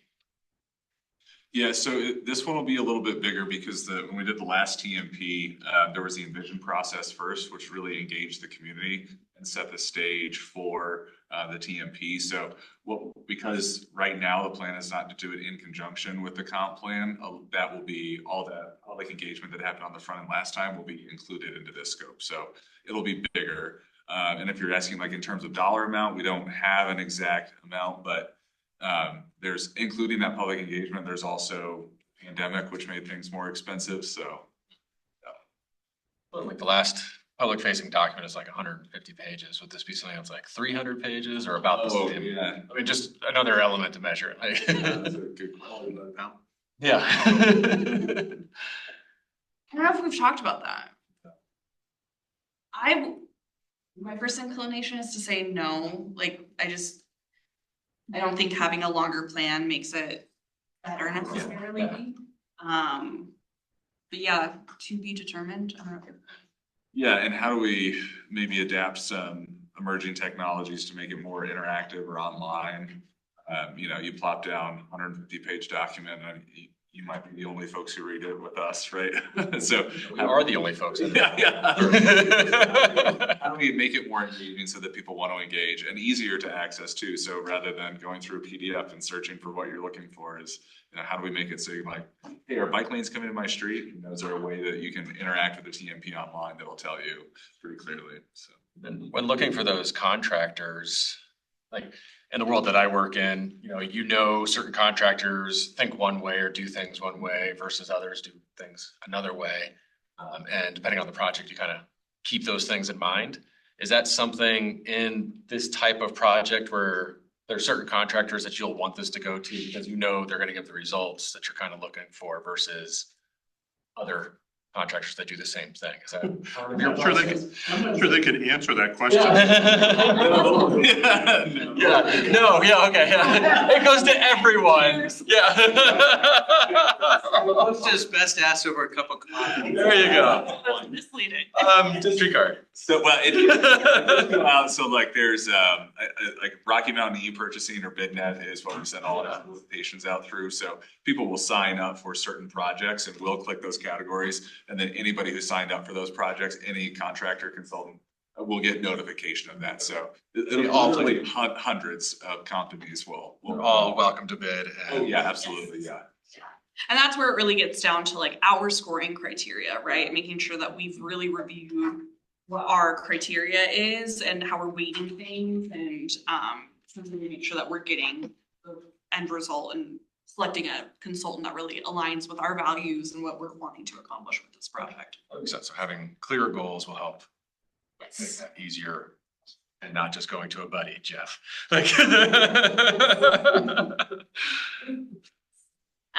So Time wise, let's. yeah, this last slide. move on. I was gonna say, last thing is just staffing resources. We've been talking about how we're trying to right size our workload and make sure that people who are working on projects have enough time to do those projects well. And so we are working on that right now. Just looking at the amount of projects we have, the scale of them, how can we integrate the Safer Street strategic plan? What is some flexibility with timeline on projects and which ones aren't flexible because they have grant deadlines that we have to meet or we forfeit money. And then just, working with the other departments to make sure that they are staffing this project adequately as well. So that is it for me. If you have any questions. Thank you.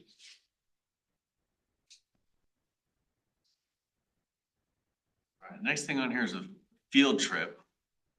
I guess I'm gonna need some reminding Shane and Kennedy, Derek, why we have it on this agenda versus September. And our site visits are October 4th, I believe was the day we set. I think we just wanted to show this list, get some feedback, and then we can finalize it in September. We just didn't want to only give you one opportunity to look at the list in case there was major changes. I guess it'd be more a part of the upcoming agenda presentation more than anything. So this is a tentative list we have right now. Obviously, things can change. Anything in bold are places that we would actually stop and like get out of the bus. Whereas the non-bolded places are things that we'll just talk about on the route. So start at Littleton Center. We would travel along Bellevue. We can talk about the Bellevue and Federal intersection project that CDOT did, and then we've had some water resources projects around there. And then we would look at the Bellevue Avenue protected bike lanes. From there, we would head down south. So we could, on the way, we'll talk about the Bulls Corridor study, and then we can look at the Mineral and Platte Canyon Road intersection reconstruction that is happening currently. And then we would stop at our favorite place, Santa Fe Mineral. And hopefully there's a little more progress this year that we can talk about. But just I feel like we hit this every year, but there are so many projects going on that we want to make sure you all are aware. So Quad Road, Mineral Mobility East, Mineral Station West, trail connections, and then some transit stuff with light rail and Front Range passenger rail. Then we'd head along the Mineral Corridor where we talk about the future bike facilities there, Costco and other redevelopment, and then the Mineral and Broadway intersection reconstruction. Then we'd head over to Phillips and look at those protected bike lanes. From there, we'd travel along Broadway and we can talk about the Broadway corridor study and some other BRT implementation stuff happening. Talk about the Highland Canal crossing at Broadway, which we have a project at. We'd stop and look at Euclid. So we can look at that reconstruction. Talk a little bit about our corridor studies. Then we'd stop at the Safer Streets Practice Park and take a look at that. Touch on Broadway and Littleton intersection, and then travel along Littleton Boulevard, and we would talk about the sub-area plan. That seems ambitious. I love. We are about to do this tour with Arapahoe County tomorrow, so we can let you know how it goes. Have your stopwatch out. I mean, I love it. Yeah. I don't think those timelines are remotely reasonable. Even like, we like to ask lots of dumb questions. Like, I don't know if you've driven around the city, even on a Saturday, there was some traffic. So like getting some of these places in 5 minutes, I don't think it's, so I think it's great. If we're all good with like 2 more hours, we'll do all that. Know what's in the cool. Right? We're planning a road trip this weekend. This is what the kids list looked like. So. Where's snacks? You had. I have, I'll bring some.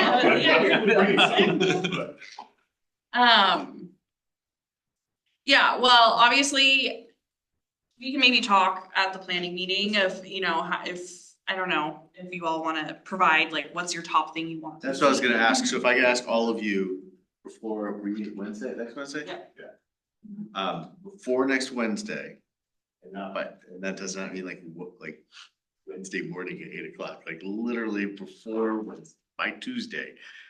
Send 11:59. us your 11:59 p.m. or will not be counted. You don't get credit. If you could send Kenna and Shane your list of like top 5 things, three to 5 things that on that list that you want. We have that document. You just. We can send it out. I don't think it was. It wasn't in the agenda. It was not on the packet, actually, so we will. You guys will send that out tonight or tomorrow morning? No, I won't send mine. What's that? I said, I just asked for that, but it's not, this is your committee. You're allowed to weigh in. Okay, thank you. Yours only count for like half point. That's fine. I'm not. It's your committee. So yeah, if you could send them that so that we can then all weigh in. Yeah, and we will see how it goes tomorrow. Yeah, let us know. Yeah, I mean, we're able to get all that. You're doing this. I'm most curious about how many stupid questions you get from or it was Arapahoe County that's going, see how stupid they are. Guarantee ours are stupider. I think I missed something. What's next Wednesday? So we do our, we have our planning meeting for the next. Okay. Our, Like, oh crap, I didn't get that on the no, calendar. no, Okay, that's just. You are just. Watch your calendar. So we come up with the, clarify the agenda, we make sure we know what we're talking about, and we talk about the next few meetings. Planning meeting, I got it. Planning meeting, yes. I've got it pulled up. Gotta find the share button, always the hardest part. All right, so that's that. And then cone zone. We talked a little bit about this in our last planning meeting. About where, well, I'll let you guys take. Kinda should.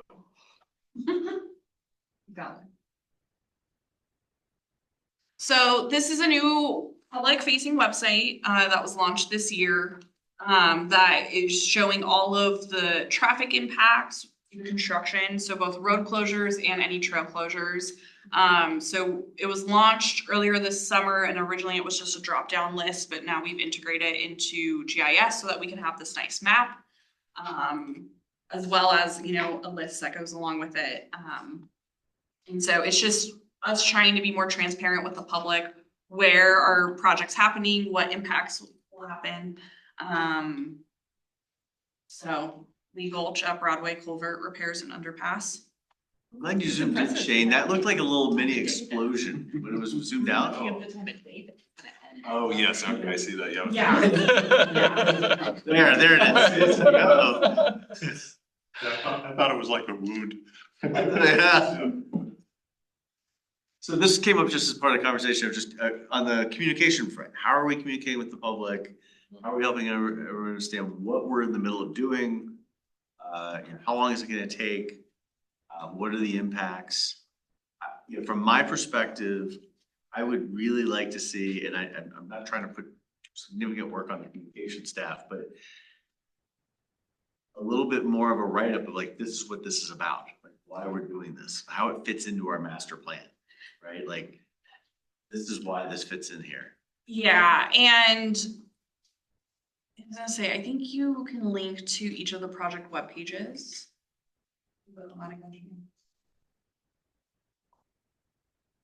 There's also a space to say true cost versus cities cost. There's a lag, I promise. I'm getting a little seasick back here. So yeah, if you scroll on the pop-ups, you can go to the project webpage where you can find out more information. I think Jeff, to your point, yes, trying to like tell that big picture story of how everything, I think that is the ultimate goal, right? And I think this is one piece of that. I think we have like our Big Things Littleton webpage that kind of talks about that. Eventually, we're going to have this project management tool that Adrian is working on from a citywide perspective. So I think there's things in the work, but we're not telling that full picture story yet, but that's the ultimate goal. Now, again, there's limitation of the tools we have. There's also just the reality that like, you guys are engineers, right? Like you're trying to just get the basic data out there and like the basic information. And what I'm seeking is probably more of that communication. It's like politician sort of view, like here's why what we're doing is great. It's the to what end for all this.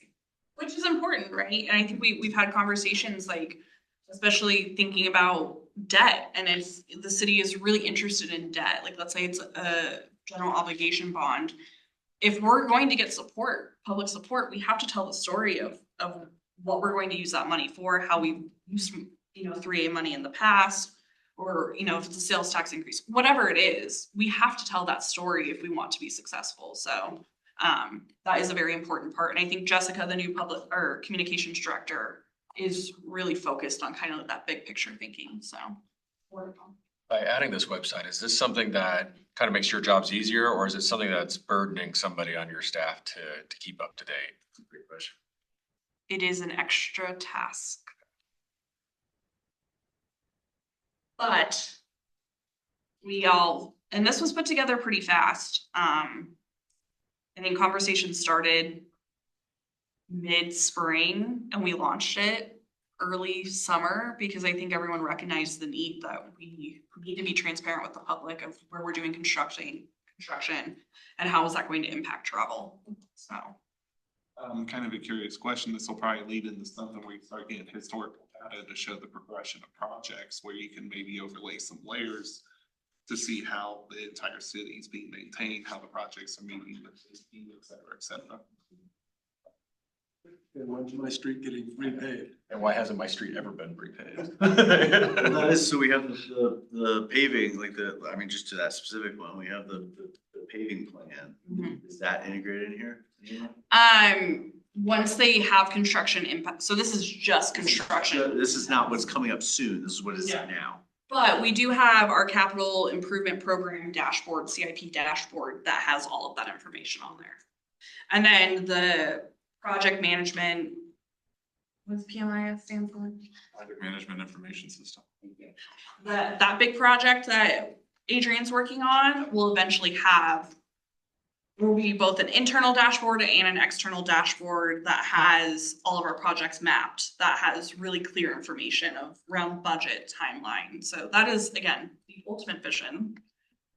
Is there a way to, instead of calling it the CIP dashboard, to call it the like, what's coming? This is like the what's going on now. You know, like, Yeah. I can tell you right now that. No even one knows like- what Even like in a CIP week, I'm not gonna remember what a CIP dashboard is. That's a good point. Well, I guess follow up to that. So I go out to the webpage and I go, what are you looking for? What projects are gonna happen? Something as simple as that, and would it then take me to this?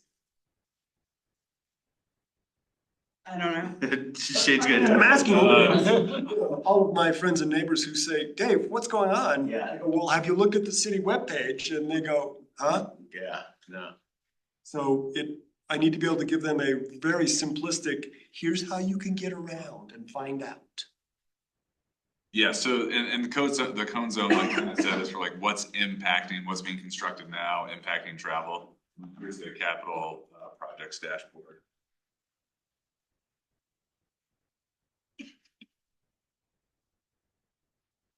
Sure.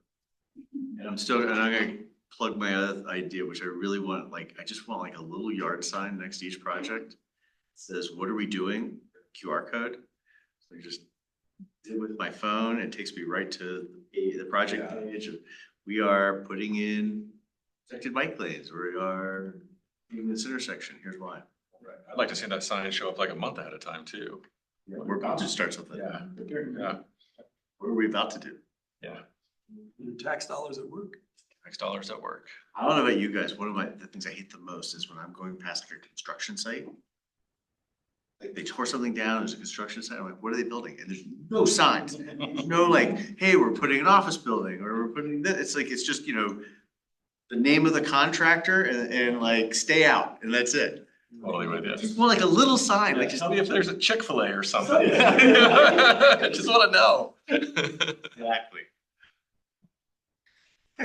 All right. We have 5 minutes left. All right, what else we got?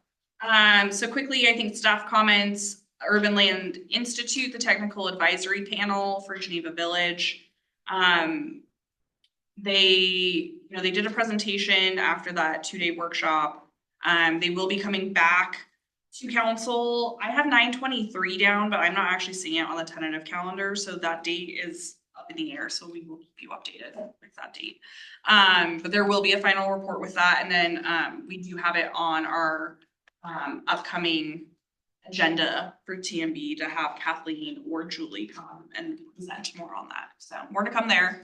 The South Metro Waste Diversion Study, there's a link to that website that gives more information, and the Next Gen, Bobby is his name, who came last month, talked about how they've worked or been informing about the diversion They studies. sent a letter to the council endorsing the kind of overall. So yeah, check out that website. There's a lot of great information there. Meet Greet Me, that was postponed in July is now rescheduled for September 10th at Southbridge Park. I forget who was signed up for that, but let us know if that date works or does not work anymore. So that was the one that was originally in July. You guys happen to know who was supposed to go? I know I was supposed to go. Are you gonna make this one? I'm currently think so, but I definitely need to check. I can ask the question a different way. Did anyone make this one? I know I cannot make this one. I should do it. And then Matt. Who went to the August one? Was there How'd it go? feedback? They gave us a table, actually acknowledged our We had a existence. table, we didn't have a stamp Stamp. for people's passports. There's stickers. It's just a little thing, stickers. Yeah, we didn't have them. Oh, I'm sorry. Making, Come find me, I'll give you some. Josh drew little plates. Yeah, Drew It was Blair. really impressive. I drew started to disappear. Foot. I'll Yeah, give you all stickers. mobility. I'll give you stickers.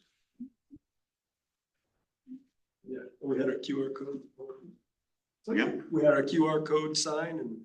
I love it. So yeah. Wow. I mean, I think, Really- I real don't, I upgrade. have no reference point to the other ones, but turnout seemed to actually, I think it was one of our best we've had. yeah, it seemed It really. was. That's what I was wondering. It seemed like there was a lot of It was people. really good. There was a lot of people. It was squished in, it was intimate, like there was a lot of people, but Yeah, that could have been part of it, the feel there too. was a lot of people. Where was this one? Southbridge, is that right? Yeah, Charles Emery, Oh yeah. Blue Park. And it was exciting because someone went to do a signal crossing on Jackass Hill Road for the restaurant. And we got to say, okay, you'll get one. You know, but only because you asked next, right? Really, it was really nice. Oh, we got great feedback. Yeah. And a list of half dozen things. Oh, that's, yeah. Awesome. Before we adjourn, can I make one comment or two comments? We have one more thing to talk about. Okay. Promise. Thank you. Take the bike lanes. Yeah, I forget what my update to you all was. You might come. We're getting some. We were getting some. I think it was, the question last time was, these protected bike lanes don't necessarily align with our bike priority network. Yes. And, you know, part of it is, projects of opportunity. They were, either already buffered bike lanes or, striped bike lanes with enough right of way to add buffers that we can then add protection. Not a lot of on-street parking, if any on-street parking, so the amount of public engagement that's needed, is less than like in a Lottie in here, right, where there's, you know, houses facing onto the street, and so if we're taking miles of on-street parking, you have to do public engagement, whereas Phillips, everyone has their own parking off-street, so we felt comfortable taking away the amount of on-street parking that was there. I think the big thing of, we need to update our bike priority map and connectivity, because there's gaps that we've realized of, hey, no, these are good connections that aren't included in the current TMP. So making sure that when we do that, the next TMP update, we really are looking at the connectivity, the whole network, right? Not just individual corridors, but how does this fit into a network perspective? And then again, I think that modal priority of how are we prioritizing modes, multiple modes on individual corridors. Does the updating of those maps have to tie into the updating of the TMP? Or does it just have to be included? See, I don't know that it has to be, like, could it be done earlier? Is that kind of the implication? I guess it could be.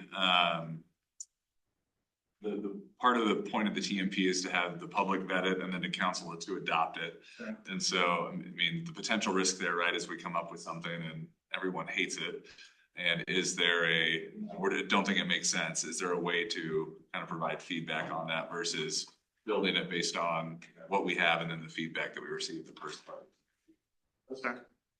I think if we were not going through a TMP update, there's an argument that we could go and update these now to reflect what we're actually putting in the ground. I think because the TMP update's coming next year, we're gonna hold off. And make sure that when we do update it, it's more from a holistic network view, right? Does that answer your question? Yeah, you did. Yeah. All right. Upcoming agenda. Pull up we have on our, I keep thinking we're in September. We're not in September yet, right? We're still August? I'm just thinking the same thing. I'm struggling with this. It's our September, October, and November meetings. We can just quickly run through those, and then it's Robert's turn. And then I have something to add after Robert. Final word goes to Shane. I go first. No, it's okay, I was teasing. He's got the mouse. He does. While they're pulling that up, do you want to talk to us? Yeah, I really want to kind of highlight and praise Kenna for a couple of things. There are a couple strategic changes in kind of how the city is managing things that I think are going on. I think, you know, the kind of standard engagement and communication kind of system is I think partially a result of challenges in communicating around the mineral spur trail, but even bigger challenges the council had around communicating with zoning changes. And so I think the things that Kenna brought up reflect kind of lessons learned from that. And I think it's important to highlight that. And then you also see, I mean, I think, 7 years ago, this city was not doing big projects. And it was really the passage of 3A that led to money to do big projects. And the kind of project management that and the kind of citywide team reflects a kind of maturing or an attempt to mature as a city on how we do big projects. And so I think those are kind of strategic nuts and bolts things that I think are changing within the city that reflect the city manager's kind of priorities. And I want to just highlight, we brought that up a lot, but those reflect kind of changes that are going on. So I'm done. Mine's, do you want to go this or? Okay. September 6th is the walk audit. You all have of a Lottie, so if you're interested in joining, please do. More details, we'll be updating that invite with more details and stuff like that and materials, but just wanted to remind everyone, so. September 6th. Yeah, should already be in your city calendars, so. Ooh. Oh, because I'm not. That's why. Where's that gonna start and end? Is it the whole thing? So yeah, we're gonna start at Kaylee and Elati. The goal is to walk the entire corridor, which seems a little bit ambitious, but we will. Especially in 30 minutes. Oh, no, it's not 30 minutes. Oh. No, it's like a 2-hour thing. So Saturday, September 6th. Yeah. Agenda look ahead? Yeah. So yeah, for next month, we have a couple tentative items. I think we are confirmed for Lottie. Shada will be coming, our project manager on the consulting side. So just updating you all on a Lottie corridor. We'll have completed the walk audit so we can update that. Phase 2 of engagement, kind of previewing alternatives, those types of things. Tentatively talking about our 2 Broadway intersection projects. Yeah, tentatively, that's one of the projects that we know that we're underfunded, and so we're setting up a meeting with CDOT, which was always the plan to get to this point and talk to CDOT about what our options are. So yeah, but that's one that we've at the very least we can give an overview of kind of why the project started, where we're at with concepts, things like that, and then our plan for how we're going to engage. Especially the business owners running it, it's all, business owners. And then how we're gonna go out to the larger public for feedback too, so.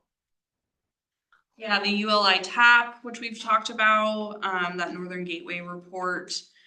So I think they definitely want to have gone to council before they come here, so we just have to figure out what that looks like.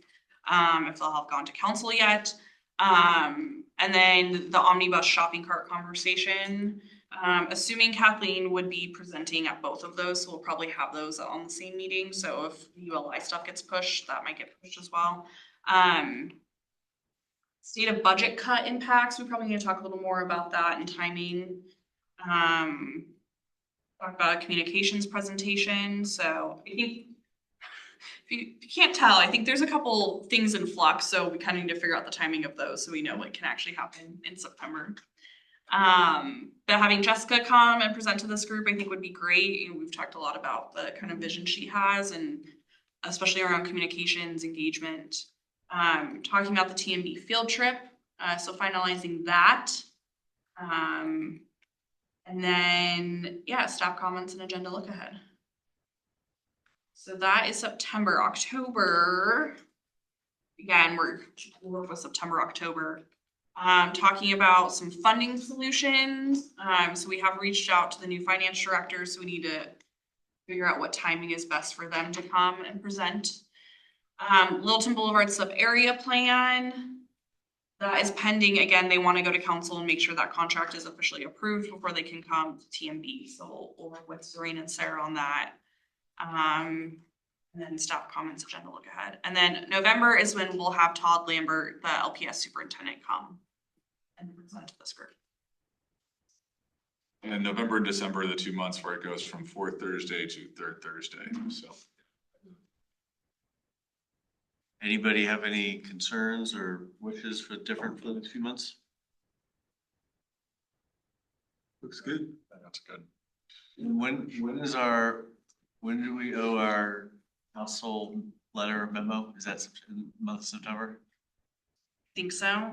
I've not heard anything about that yet. So we will follow up and make sure you guys. I think it's pretty much written at this point, but. We'll probably need to add a few more things. Yeah. You got your thing in? Did you get your thing in? Got my thing in. All right, is there anybody else on the board who would like, anyone else would like to add? Anything, any gripes, just, you know. All right.